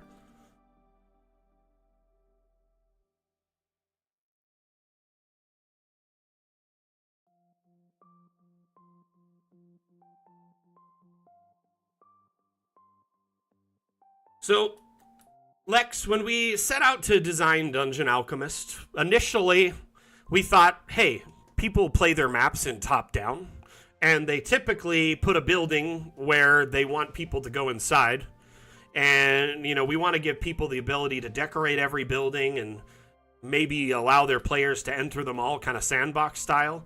And when we set out to start making DA, we thought, oh, in top down, you know, your players are restricted from accessing these either by you covering them with, like, you know, if you're printing these maps, cover it with like construction paper or sheet or something. Or if you're playing online, line of sight blocks out their vision. So you don't need the roof because it's not visible, right? So that was our initial thought when we started development for DA. They're going to be printing maps in top down or exporting them for virtual tabletop and digitally, where there's already tools that block out the visibility of this space. Now, over time, we realized that we were wrong. A lot of people in our community want roofing, right? They want to block out the roof and have the roof there and still allow their players to go inside there if they want or not. And, you know, we have committed to allowing roofing to be integrated in the room generation tool in the next update. So yes, you'll be able to generate all sorts of rooms, and you can decide if you want the roof on it or not under the Edit Room tab. Once you select a room, it'll be a roof tab here, and you could just kind of turn it on and off, kind of like this ceiling thing where you can show the sun from inside of a room or not. But now you'll be able to block off the top or not, right? Additionally, most of the roofing right now is flat, but we're working on angled roofing and round roofing and stuff like that. But I will point out, roofing is entirely possible right now through a combination of stock assets or assets, primarily assets from the workshop. We do have a few kind of basic roofs, like this little, you know, kind of simple roof would work probably fine on this. So depending on the shape of the house, as long as you disable collisions first, you can then reshape the roof to the right size, raise it up and down, and boom, you got yourself a little impromptu roof in about 3.5 seconds, you know, maybe 30 seconds tops. Done. And you can even walk inside and take a look at it. It actually is very immersive. Now, that is an object roof. That is the main way to do roofing right now. In fact, it's really the only way. You would place an object on top of the building. When you're inside, that's what it looks like. So the next update will include roofing. It's still being worked on right now. I know the main thing our dev teams, our lead devs are working on is essentially making angled roofs that'll generate on top of roof on buildings instead of just flat ones. Flat was the first thing, right? We're going to go from there. We'll see what we can come up with. But yes, the next update, which should be launching Q2, will include roofing in the update. So, let me see. Here's an example of like an object roof in the next update.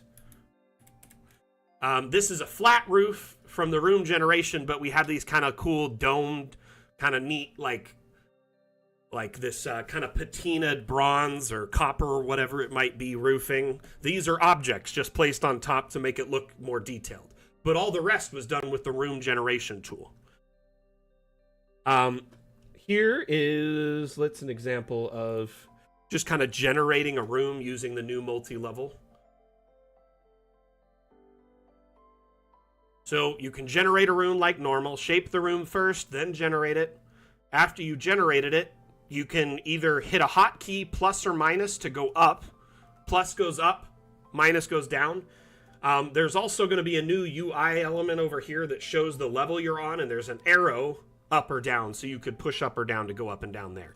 So you have a visual kind of UI element or a hotkey element. And as you can see, you don't have to match the structure above with the structure below. We're actually programming the parameters for like stairs and ladders and stuff in the AI to properly work and dynamically cut out sections of the floor above and below to integrate with it. So that's something we had to depreciate and change a lot of assets and reprogram the AI around these new parameters. So as a result of which, unfortunately, there is, for the first time ever, there will be limited backwards compatibility between old maps and the new version of DA, which is unfortunately a sad thing. This is the first time that's ever happened. We've always offered full backwards compatibility for the most part. But what will happen is if you open an old map in the new version, you just won't be able to add levels to it. So you can open the old map, still build it, play with it, export it. You can download maps from the workshop. You just won't be able to add multi-level structures to them because there's so many supreme differences between the various assets. We had to depreciate every pillar, many different assets that kind of were wall mounted or overhung walls, etc. Stairs. All the downstairs essentially got merged into the upstairs menu. We essentially made them one menu and got rid of a lot of the downward stairs because they won't work the same anymore. They used to make a pit automatically, and we don't need that as much anymore. Anyway, moving on. There's going to be a lot of stuff in this update, so just kind of stay tuned over the next few months. It's going to get really swifty really fast. And by that I mean once we've kind of gotten in the waning points of development and we're getting closer to launch, I get the go ahead to start sharing teasers daily. That means I'll be posting out a whole list of stuff day after day after day. Up until that point, I'm kind of limited in what I can share. The devs are like, don't share this. Please don't share this. This is something that's a work in progress. Oh, you can share this. So and then the other problem is my build is separate from their build. So this last week, my build for a couple of days wasn't working. And then prior to that, it worked for a week and then it didn't work for a month. So it's sometimes it works, sometimes it doesn't, because on the back end, they're constantly changing things. Yes. Yes, you'll be able to hide your levels in your maps. Here, this video kind of shows that. You'll be able to transition between them very quickly. And when you export, they'll each export as a separate layer, a separate JPEG.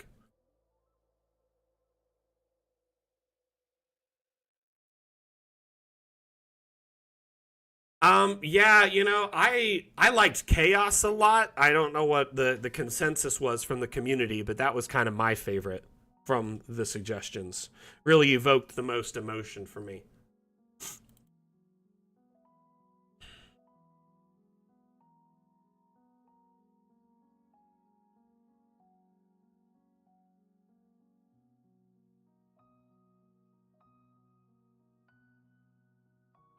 What kind of upgrade are you looking to get, Quarrel? Is it Quarrel or Quarrel? So this new update will be paired with a new feature that is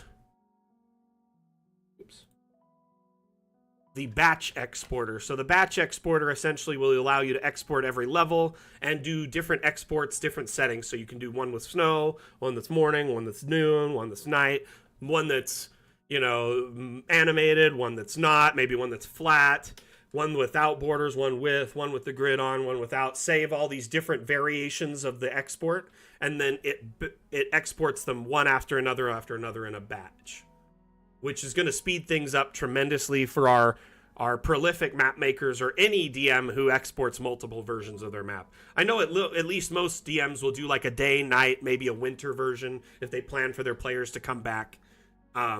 Stuff like that. So this will speed that up very, very, very much so.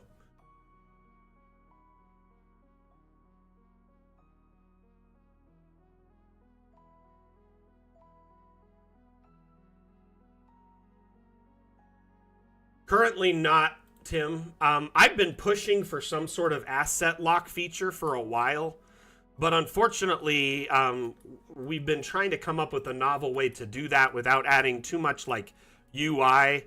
There might be a menu option to lock all. I would rather just lock individual assets so you can lock some and work around them. It'd be cool if you could right click on an asset and just lock it. And then when you left click on it, it has a lock icon showing it's locked. And then you can't move it, but you can't resize it accidentally. Does that make sense?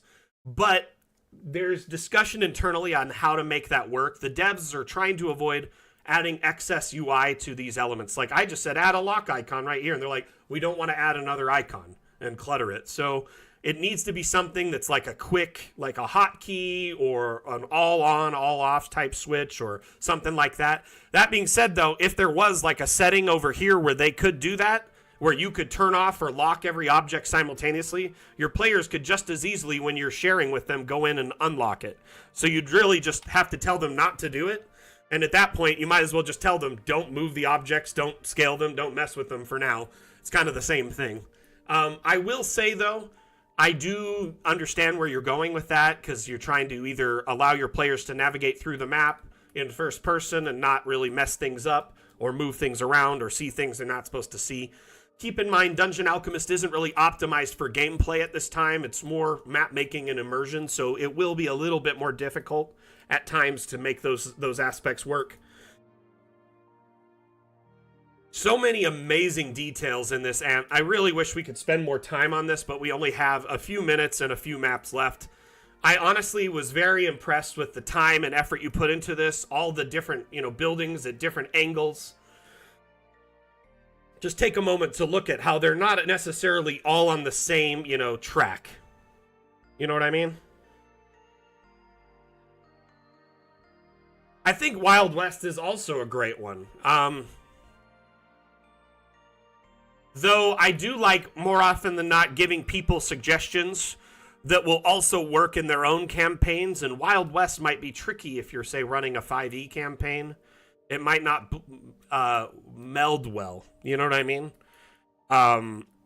So in the interest of getting as many entries and participants as possible, I usually try to make the kind of as broad as possible and will work in their own campaigns. When we start focusing tighter, it makes it less likely people will participate because they may not use the map themselves.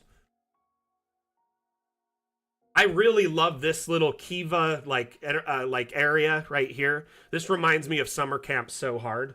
Like, I used to go to Boy Scout camp like every summer, and this would just be kind of just like what they would have. Like a big seating area, amphitheater type thing. Hey, you know what? I'm sure with time you'll get more skill. Oh, you got a blob. Love it. Love it.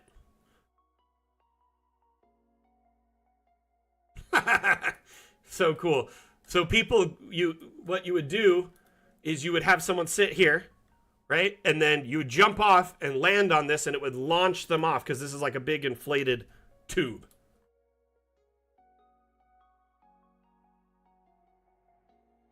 If tomatoes are fruit, does that mean ketchup is a sports drink?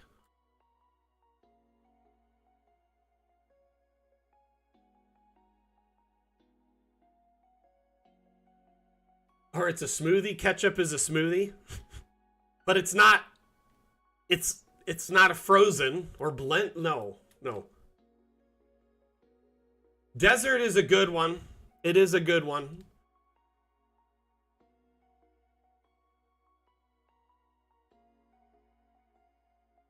I actually just watched Through the Breach or whatever, Through the Reach? Beyond the Reach, that's what it is. Which is actually like the live adaptation of the book Death Watch.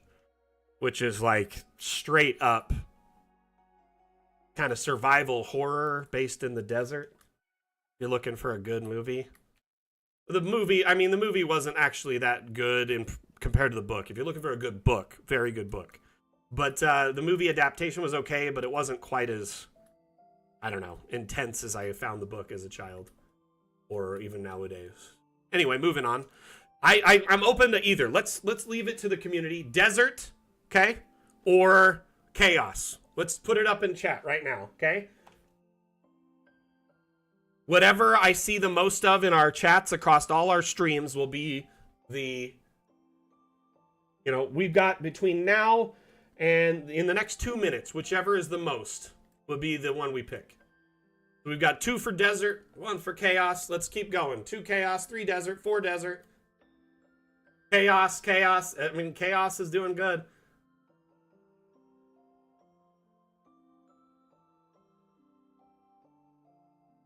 Dragon Camp. Get into the Dragon Camp.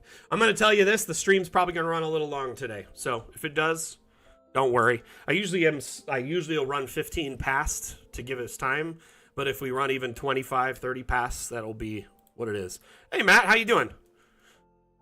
Hanging out, just showcasing maps from our most recent dam challenge, which was called Camp. So we have all these various camp-themed aesthetic maps.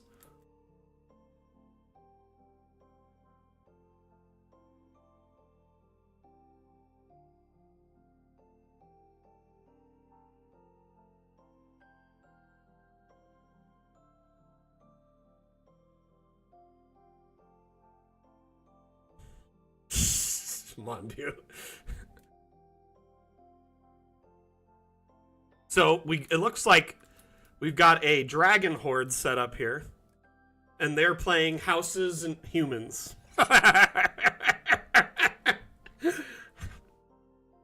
So they're ready to run their game.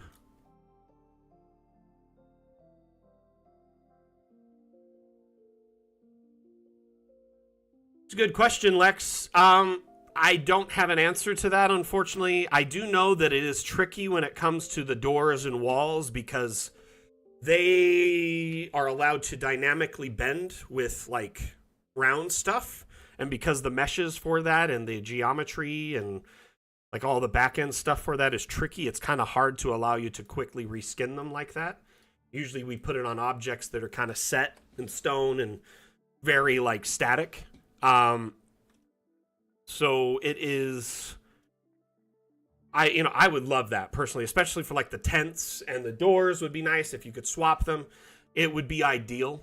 I think for now though, the best way to insert more variety, if you're not happy with the doors available, check out some of the doors and windows on the workshop. I do know that there is talk about freestanding doors and windows being in the next update. I don't know if it'll make it for sure, but if it does, that would open it up to allow you to maybe have the hue slider or color options on it, like reskinning, because then it would technically be classified more as an object. So I'm wondering if they're working on a back-end way to bridge the AI room environments and the things in it, the doors, windows, floors, roofing, with the object panel set so they can kind of be treated the same. Matt, the amount of maps that have been shown off so far, let's see here. We did one before this one. The first one we did was the sewer camp. That was the winner. So 2, 3, 4, 5. We're on map 6 right now. And then we have 1, 2, 3. 3 more after that. I love that there's a water dragon over here just vibing. Like, what up, homies?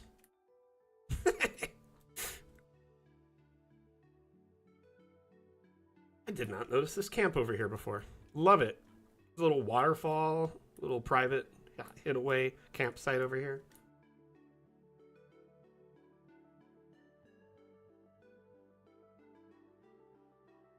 Little fairy ring hiding out here with a fade dragon. Like a butterfly dragon.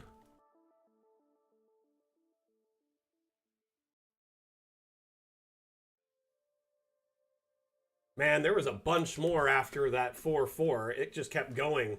Hold on.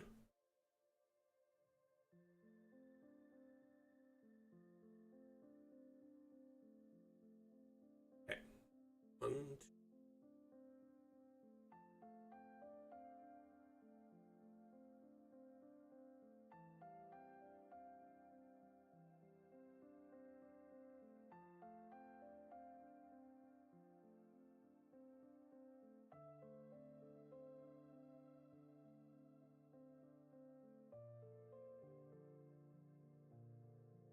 So right now, I think it's 7 chaos, 8 desert.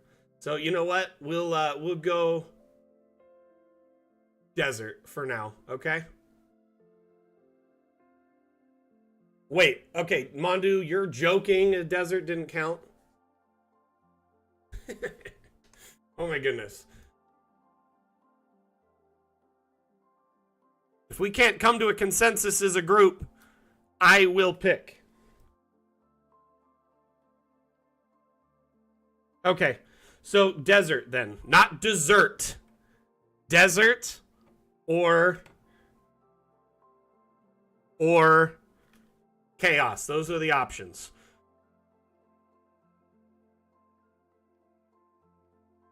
I really like the horseshoes here.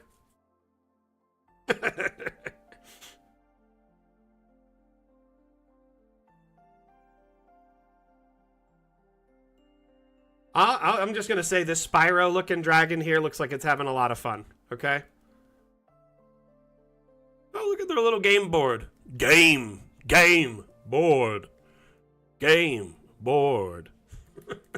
That's a deep cut. If anyone knows that, I will give you a virtual high five. Okay, we're gonna do desert then. I don't want any vote switching. You can't switch your vote. Once you voted, you voted.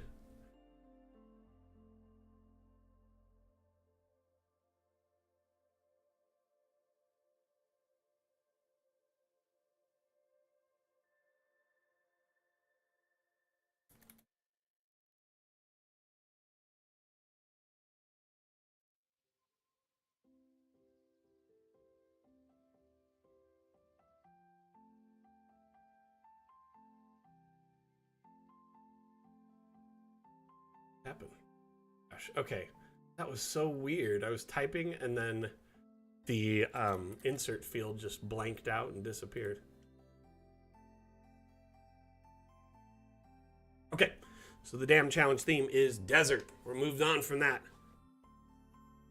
Humans and houses.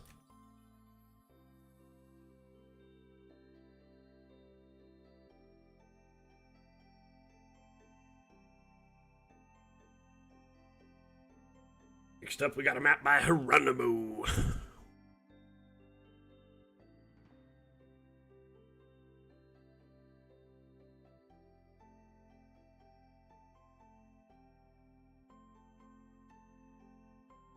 Geronimo is known for his attention to detail, and also his ability to really add verticality to his maps. You can see here, kind of crafted out the pathways to look like tracks from like wagons.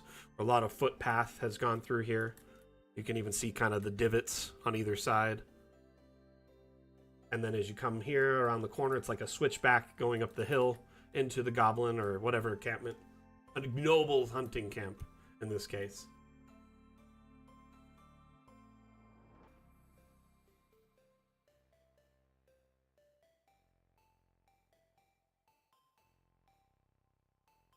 But it looks like they probably just set up camp here for the night after they found like it was a nice defensible position while they were out hunting. An old abandoned ruin type thing, but as you can look inside the tents, very decked out, full of accommodations for those fancy hunters.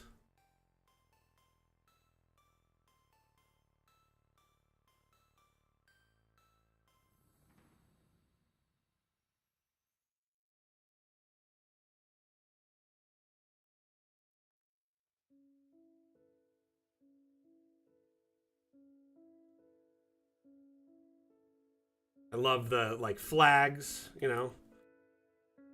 But in my mind, it looks like they're probably, you know, a big company of people. Like when the nobles would go hunting, right? The noble hunting party would be several nobles, you know, their squires and attendants, and then probably a whole group of people carrying all their stuff, you know, like even if they're like with, you know, like a horse or a donkey or some kind of beast of burden, they still would have, you know, workers and people who are doing all their stuff for them while they're enjoying themselves. Someone's set up their tent. Someone's making them food. Someone's hauling all these things around, right?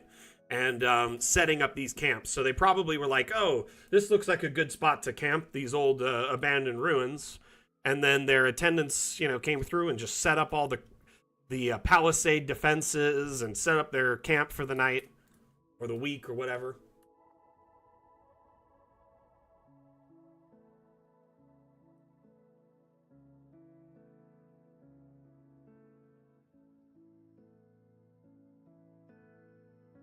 One thing I like is if you haven't noticed, there's a lot of color in this map that's unique, and it seems like, you know, Geronimo really took advantage of the hue slider.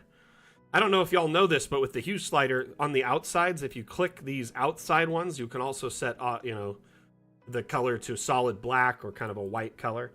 So you can kind of do everything in between or the solid color. So this really makes this looks like a really interesting, unique wood.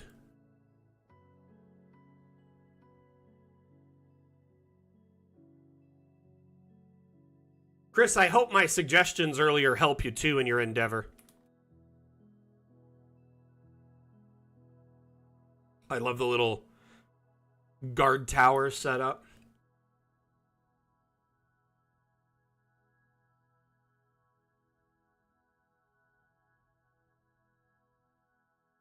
Geronimo always makes an awesome map. Top down, it looks pretty solid too. Really easy to distinguish the verticality even in a top down. But on export, it would definitely help to have a 3D perspective export versus, say, a flattened. Because if you just do a flattened, it's going to be really hard to tell what's up and what's down here. Short of some subtle clues. Really makes it pop.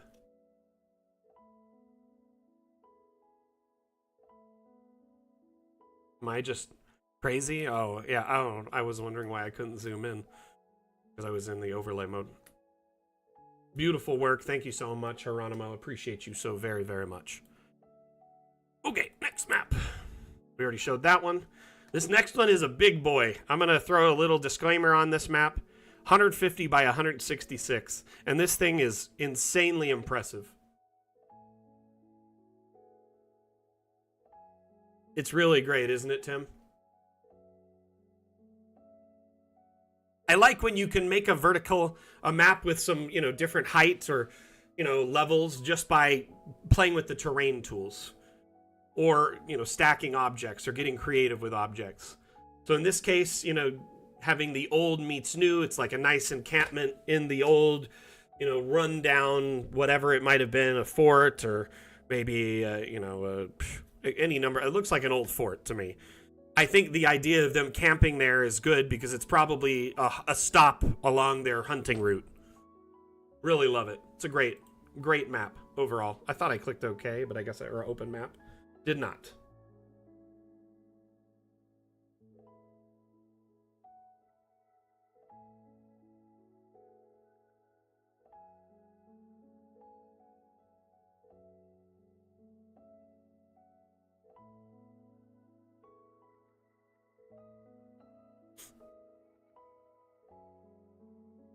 Any map that size would kill anyone's DA. I don't care who you are.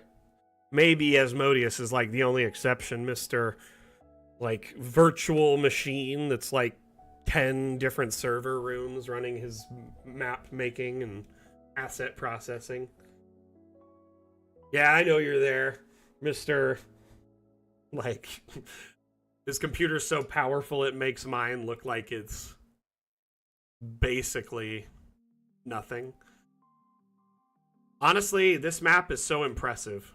So, first off, Rev, give yourself a pat on the back. I mean, this camp is insane. There is got to be a ton of soldiers here. Like, a ton. And I love how there's distinguishment between the color of tents, so you know which battalions are which, or which regiments or squads or whatever are which.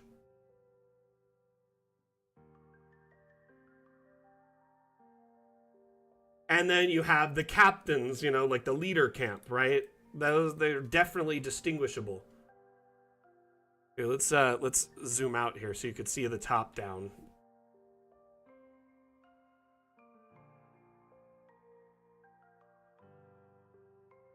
Yeah, I noticed you decorated all the tents.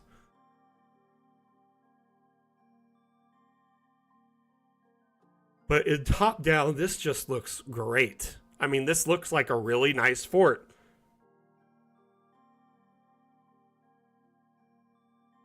I love you got your logo.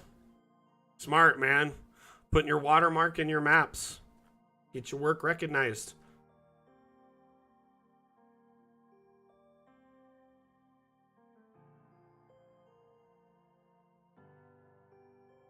Yeah, I saw that right there.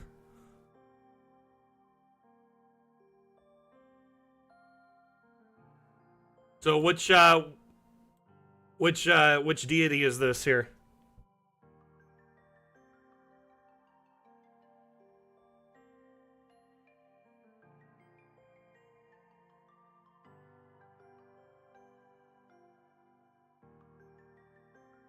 I like that the captain's quarters or like the war room is reasonable. It's not too crazy. God of War, nice. Yeah, right?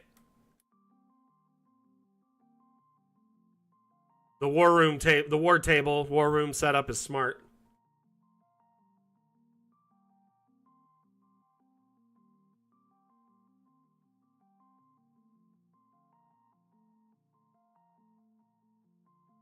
Like different lieutenants or whatever, I'm sure. You definitely distinguished it. This is like the head honcho. He's got the nicest tent. Then his, like, you know, his right and left hand.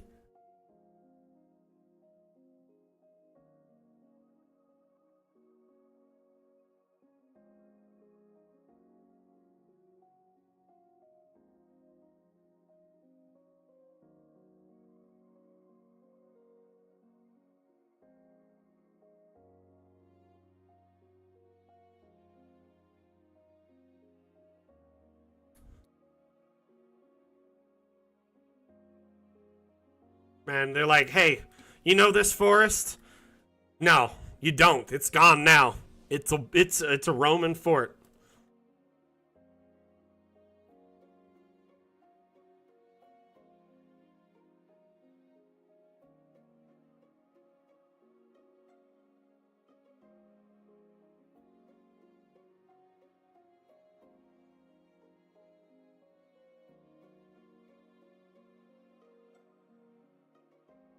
Lots of little detail in here. But look, yeah, you got shields and bedrolls.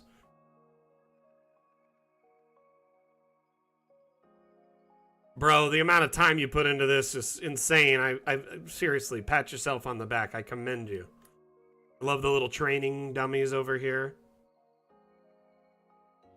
Let's get down to business.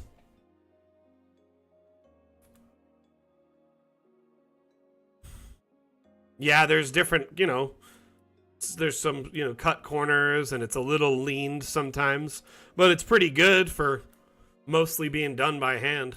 And I also like that it's not necessarily perfectly aligned because you wouldn't want it to be like a perfect line, you know?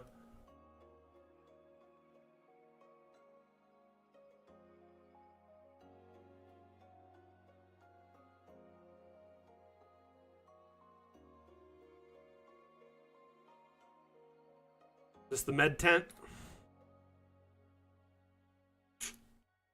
Oh, you've got a small cut? Let's amputate it. Arrow, amputate. Firebolt, amputate.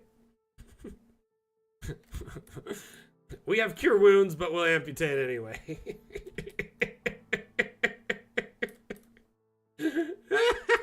Bee sting, you gotta cut it off at the source.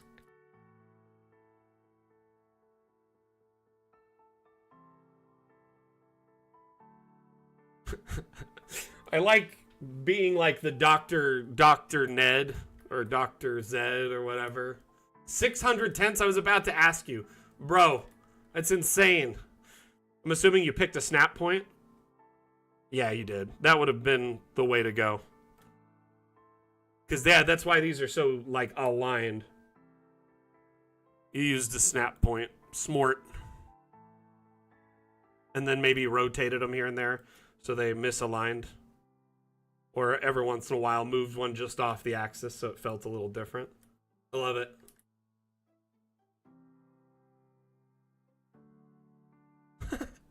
Right? Be sure to bite down on this. Whatever. We've got this piece of oak. You'll bite on this for your pain.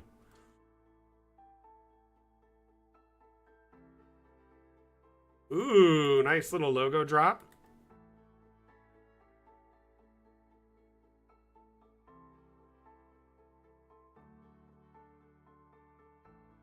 Another one there.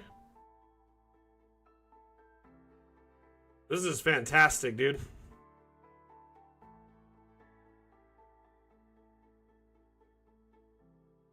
Leather strap, is that what it is?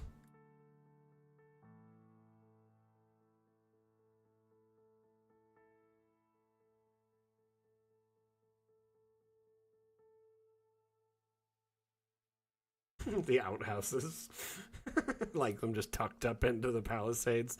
They're like, if we're gonna go, it's gonna be right at the edge of the base where it inconveniences our enemies.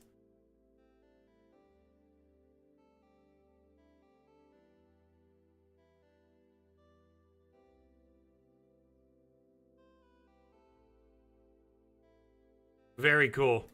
Clearly distinguished leader tents. Love it, man. Like, it's easy to tell, for sure. Hey, Primal Edge Designs, how you doing? All right, let's go to the last map.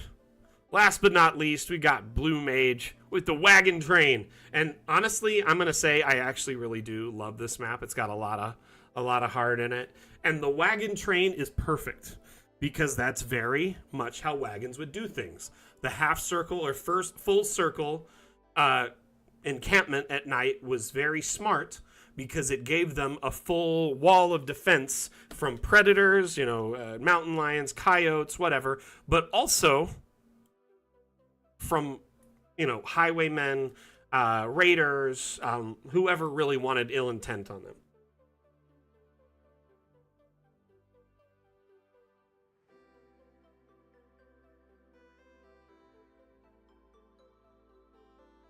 But what I really love about this is that you've got this perfect, like, semicircle setup to help protect the encampment, right? Everything is within pretty much the boundary of it. Set up perfectly. The horses are watering, and we've got Seymour hanging out over here with a frog. Love it. Love it. But I think what I enjoyed the most about this map is this old abandoned mine here. Or is this, I guess, part of it? Active mine, whatever. You've got some gases here. Various paths to follow. Collapsed section. Secrets and even more. It's honestly, I love all the little details in this map. It does seem like this area is well traveled. You've got some older wagons that were abandoned. Probably they broke too many wheels, broke an axle, don't have replacement parts, moved on. Especially when you're traversing a hill, that is when it's the most dangerous for a wagon. They didn't have roads. They'd either have to follow the most flat path or kind of pull the wagon up with oxen and push it from behind it and kind of carve it out as they went with like shovels and pickaxes. So it was never really easy to get through these areas. Hey, Ninja, how you doing? Really love this back here. Just kind of looks like a, an old abandoned, like a prospector's cabin, probably accompanied that mine.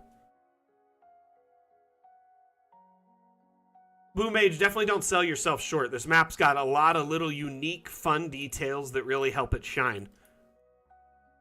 The graves up here, clearly indicative of what may have happened up here.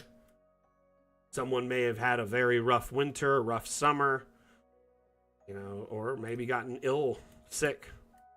Ooh, I didn't notice the spiders before. Ooh, arachnid warning, actually. If you are not a spider or a snake fan, you may want to avert your eyes temporarily. Or if you're not a fan of sockeye salmon either. So, if any of those things make you nervous for the next 30 seconds. Here we got some animated spiders. By the way, you can disable the animation if you want. There is a snake here, just vibing out. And then, of course, I love this sockeye salmon just jumping. Yeah, I know. I didn't notice it till it was too late.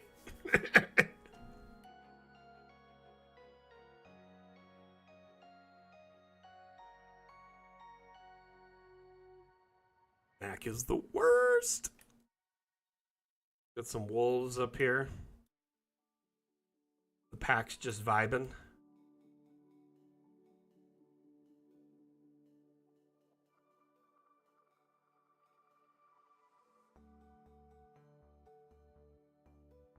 Trying to see if there's anything else I might have missed.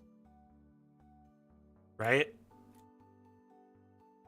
And then this big arch here. Good, like, welcoming area.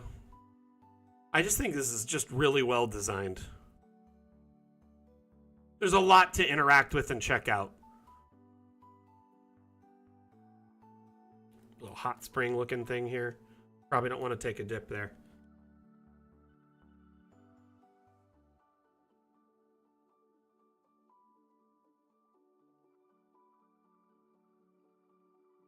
Pan shot.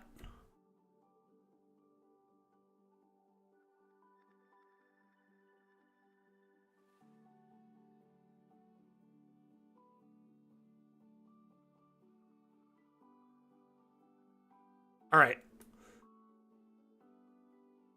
So, Blue Mage, can you tell us a little bit about the map? It's given me some big, like, Oregon Trail vibes.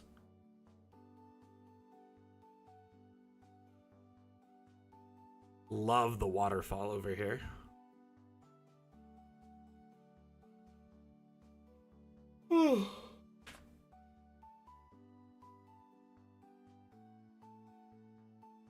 Ninja, that's usually the best way to do it. Do 2 separate maps, one with labels, one without.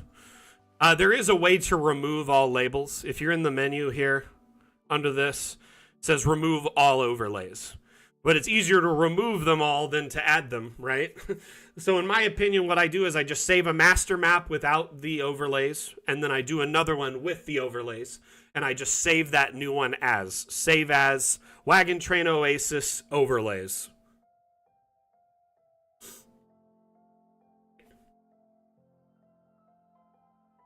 Well, I can tell you've played some Oregon Trail just based on the map. It covers several different aspects of things that you would need to consider. And I really just love the scene. Like, when you look at it from a top down, this is beautiful, okay? It's like 4 seasons in a day here. You have a lot to encounter and check out. This beautiful little green area with the abandoned homes. There's some mystery here, maybe some resources. What happened to these people? Did they get sick? Obviously, they were buried, so someone had to have buried these 3 maybe before they left, right? There could be some mystery to this corner. The mines, there could be some money, maybe even deeper mine shafts if the players are, you know, able to survive. Because mines also get dangerous. Gases can, literally, they kill people in mines every year. I love the water hole here, following the river and the waterfall. It just makes this place so inviting. Heck, I would want to settle here. And then the train found this place, and they're like, this is a great place to camp for the night. The horses can get water, we have good defensible position, and we can fish. I think it's a beautiful map. And especially when you look at it from here, it's absolutely astounding. I don't know what it is. I think my house is just warm, and I get a little tired from it. You know what I mean? That and it's not me like tired or bored. I just yawn a lot. That's like just part of my like behavior. I don't know what it is.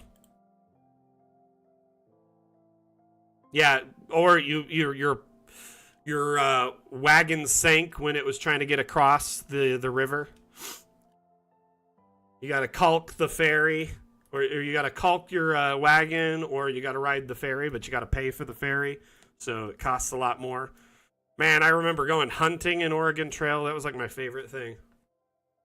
Yeah, the thing is my office, the longer I stream, we've got 3 lights on. We've got 3 screens, 2 of which are huge. One is like a TV. The other one's like a 42-inch curved monitor. And then a vertical screen. The computer's running in the background, the 2 stream PCs. It gets hot. And so over time, I'm just kind of like, it definitely gets a little hot.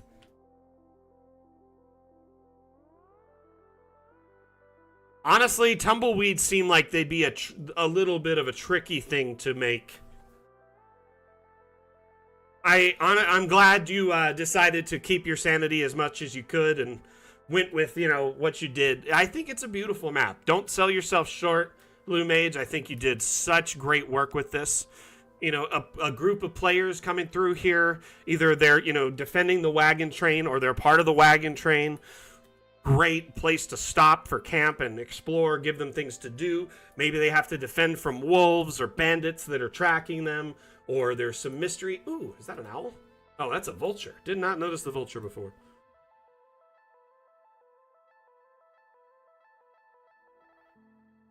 So what do you want to do?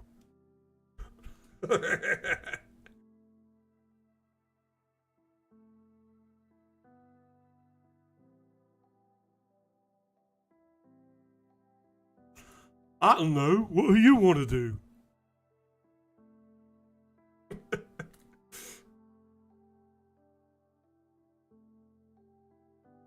Now don't start that again. Like the vultures in Jungle Book or whatever, right? Is that what it is? So, for those interested in participating in the next Dam Challenge, let me give you some information, okay? So, the Dam Challenge runs for roughly 2 weeks, okay? You have between now and the end of day in your time zone, i.e., midnight in your time zone, on Friday, the 7th of February.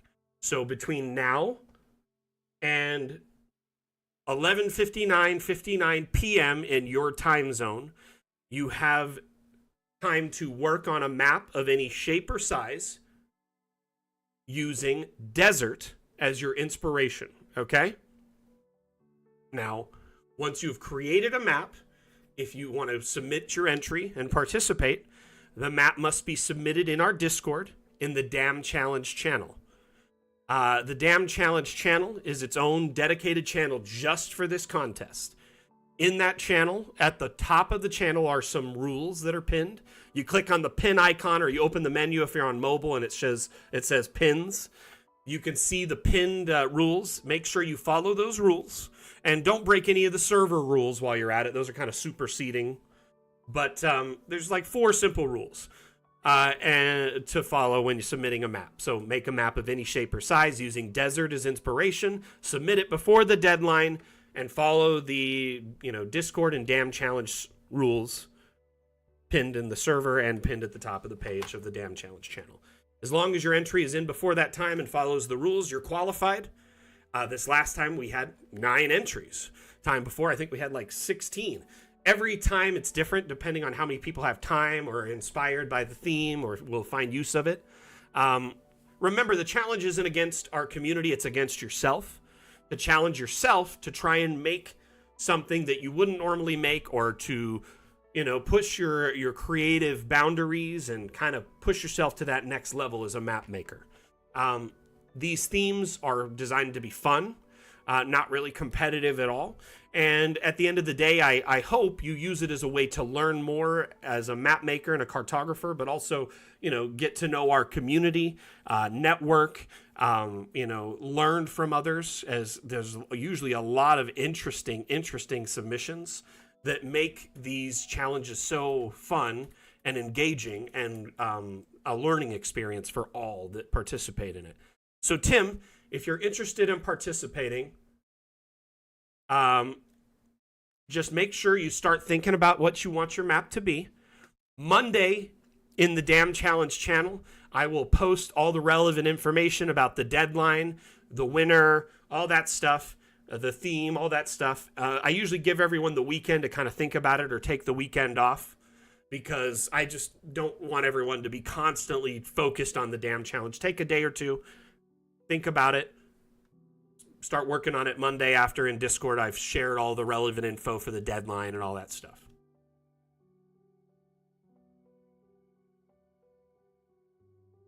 Oh, are we talking about Oregon Trail, the follow-up that's a zombie game for Oregon Trail? That's like, based on Oregon Trail, but it's modern, semi-modern, but it's a zombie apocalypse. That game was really good, actually. Dam Challenge channel, Dam Challenge channel, Dam Challenge channel, Dam Challenge channel, Dam Challenge channel, Dam Challenge channel, Dam Challenge channel, Dam Challenge channel, Dam Challenge channel, Dam Challenge channel, Dam Challenge channel, Dam Challenge channel, Dam Challenge channel.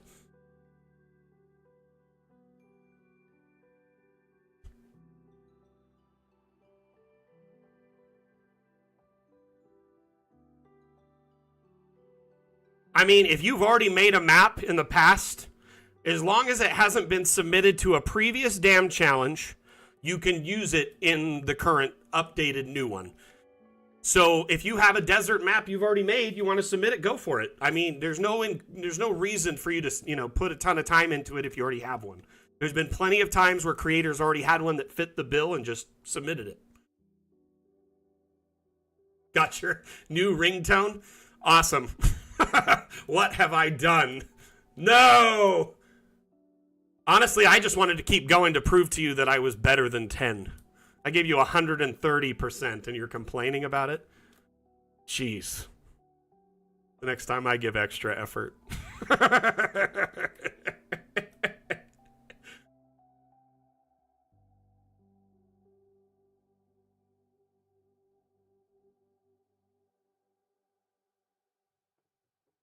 the little animated, animals that you got from the workshop and put in the various spots in the map really, really do help bring the map to life. A desert, despite, you thinking it being this like really kind of vast, dead, unconscious place, they're really diverse and alive biomes, like especially near a watering hole. So many different animals will visit a watering hole during the day in a desert. And they all cooperate with each other around that space because they all need access to it. You've seen like Serengeti watering hole cooperation. It's the same thing, but in like the Southwest deserts in the U.S. There are just the vast desert spaces, BLM land as far as you could see for thousands of square miles. But by the way, these deserts, they're hot as can be during the day. Absolute just frying pan that you're in, because there's really no shelter other than a minor shade and some caves and stuff like that. Then at night, it's below freezing.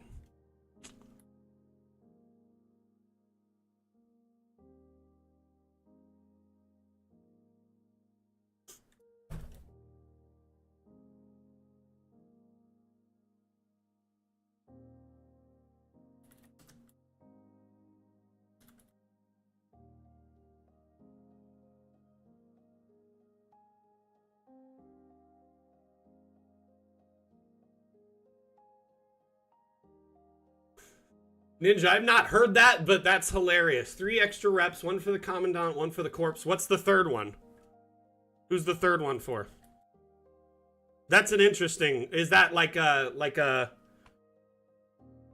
Just like one of the like reveille rhymes you would do during like drills and stuff?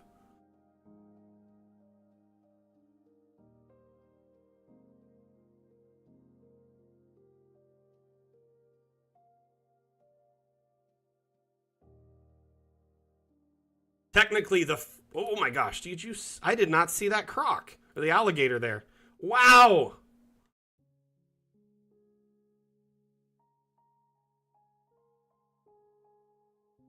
Gotcha, so it's probably not really stream safe. Family friendly, I'm assuming. Knowing most of the Marines I know. But that's really an interesting one. I've never heard that before.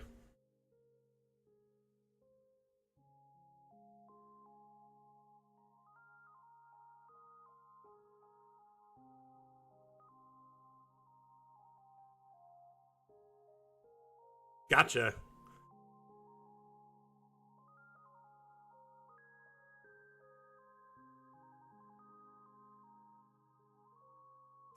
Blue Mage, I'm very thankful you submitted this, and I'm thankful that you stuck around for me to share it, and let me share it. Honestly, I think you made an amazing map here. So many surprises in it, I'm still seeing stuff. Like, I didn't notice that gator the first pass. That's terrifying, actually, if you look at it.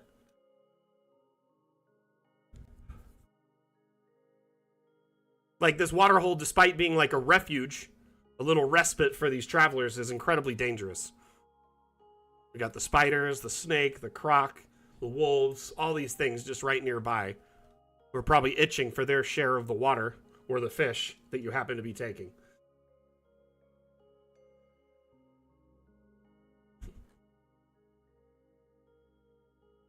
Does the dark aspect usually link, or is it more funny that's depressive, or is it like the dark aspect that is? Or a little combo wombo sometimes?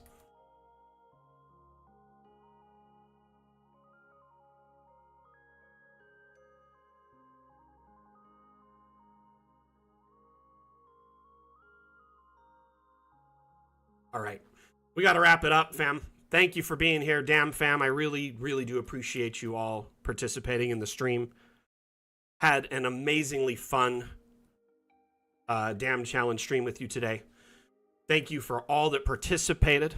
The 9 map makers who shared, who bore their soul to the community with these maps. Thank you so much. Let's give them a quick shout out, okay? First, our winner, Cho Sabka, followed by Bearsoft, Chim Chim Charu, Lilandra Blue, Aunt, Sir Little Treat, Hieronymo, Lord Rev and Blue Mage. Thank you so much for your participation in the Camp Dam Challenge. Your entries were phenomenal. Had a lot of fun sharing them. Really appreciate you all participating in this. Thank you, everyone that was watching today, because you made this event fun. We all got to check out these amazing maps, learn from their style. Also, we also learned from the many different points. We stopped and answered questions and did teach outs. I hope each of you at least learned one thing today during the stream. That's the point of these streams, is to learn something about Dungeon Alchemist, something new about Dungeon Alchemist every time. Whether it's a new style of build, or maybe you learned a new way to do something in Dungeon Alchemist, or a new way to approach a problem that you had. I really do hope you learned something new today.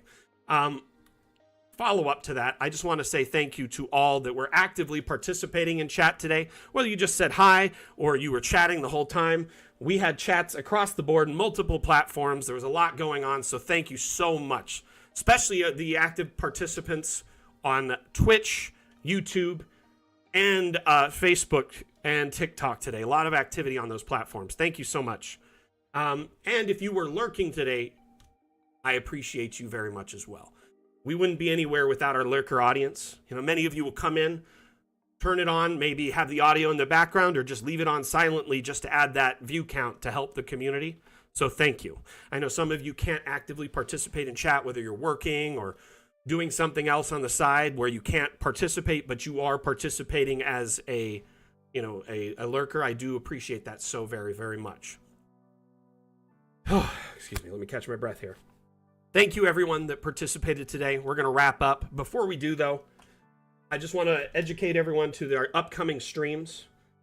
Our next stream is Mapmaker Monday. That is on Monday morning at 9 a.m. Pacific, 12 p.m. Eastern. That is 5 p.m. UTC. If you could extrapolate your time zone based off of that.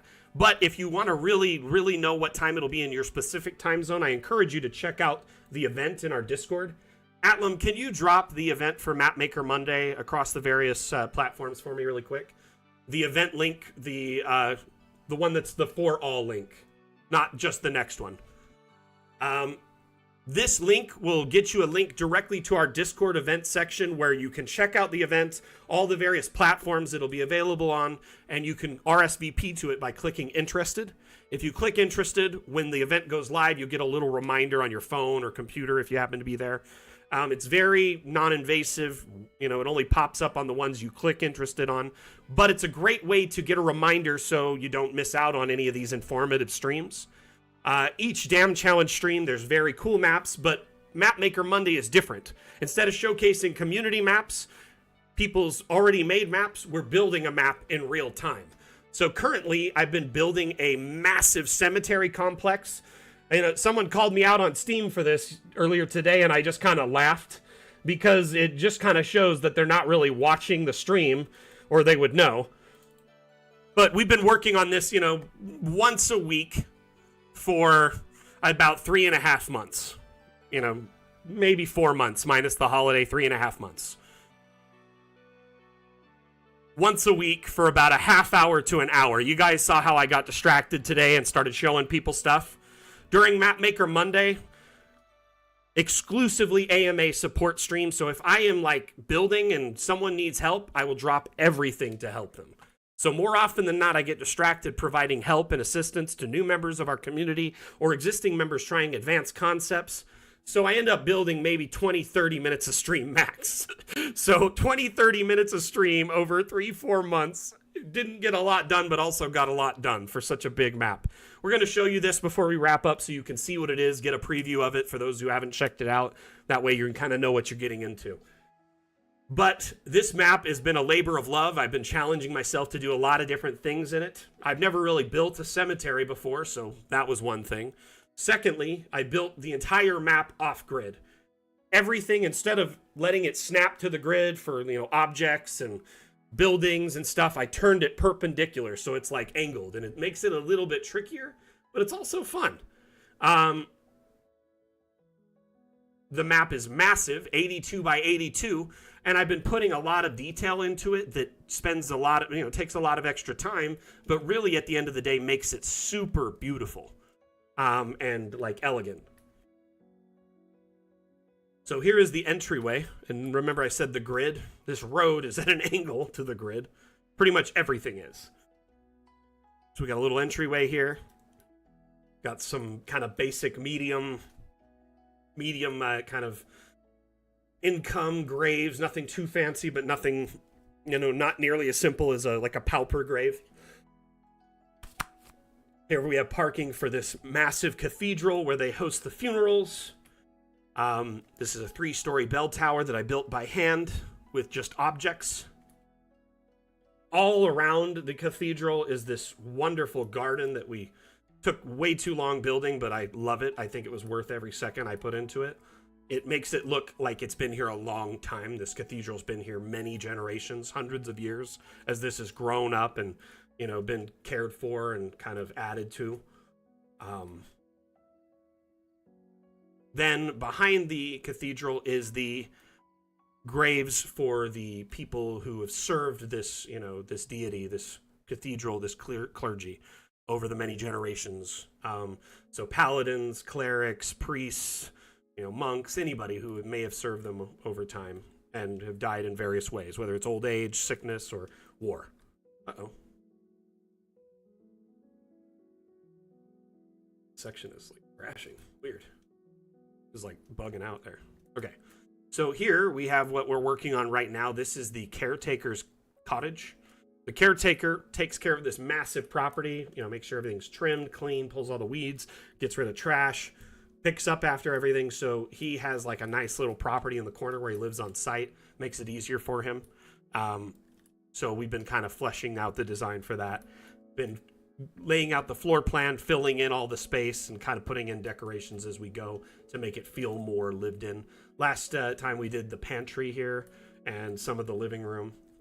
So we're going to be working on that next session, finishing out the caretaker's cabin, the property around it if we have time, and then going from there. We still have, what I want to do is terraced kind of fancy graves through this section here, which will be kind of raised, fenced off, stairs, stuff like that, where it's like private family grave sites for like well-to-do or nobles. Hey, Fen, thank you for the follow. Much appreciated over on TikTok. Wow, TikTok also 1.7K likes today. Thank you so much.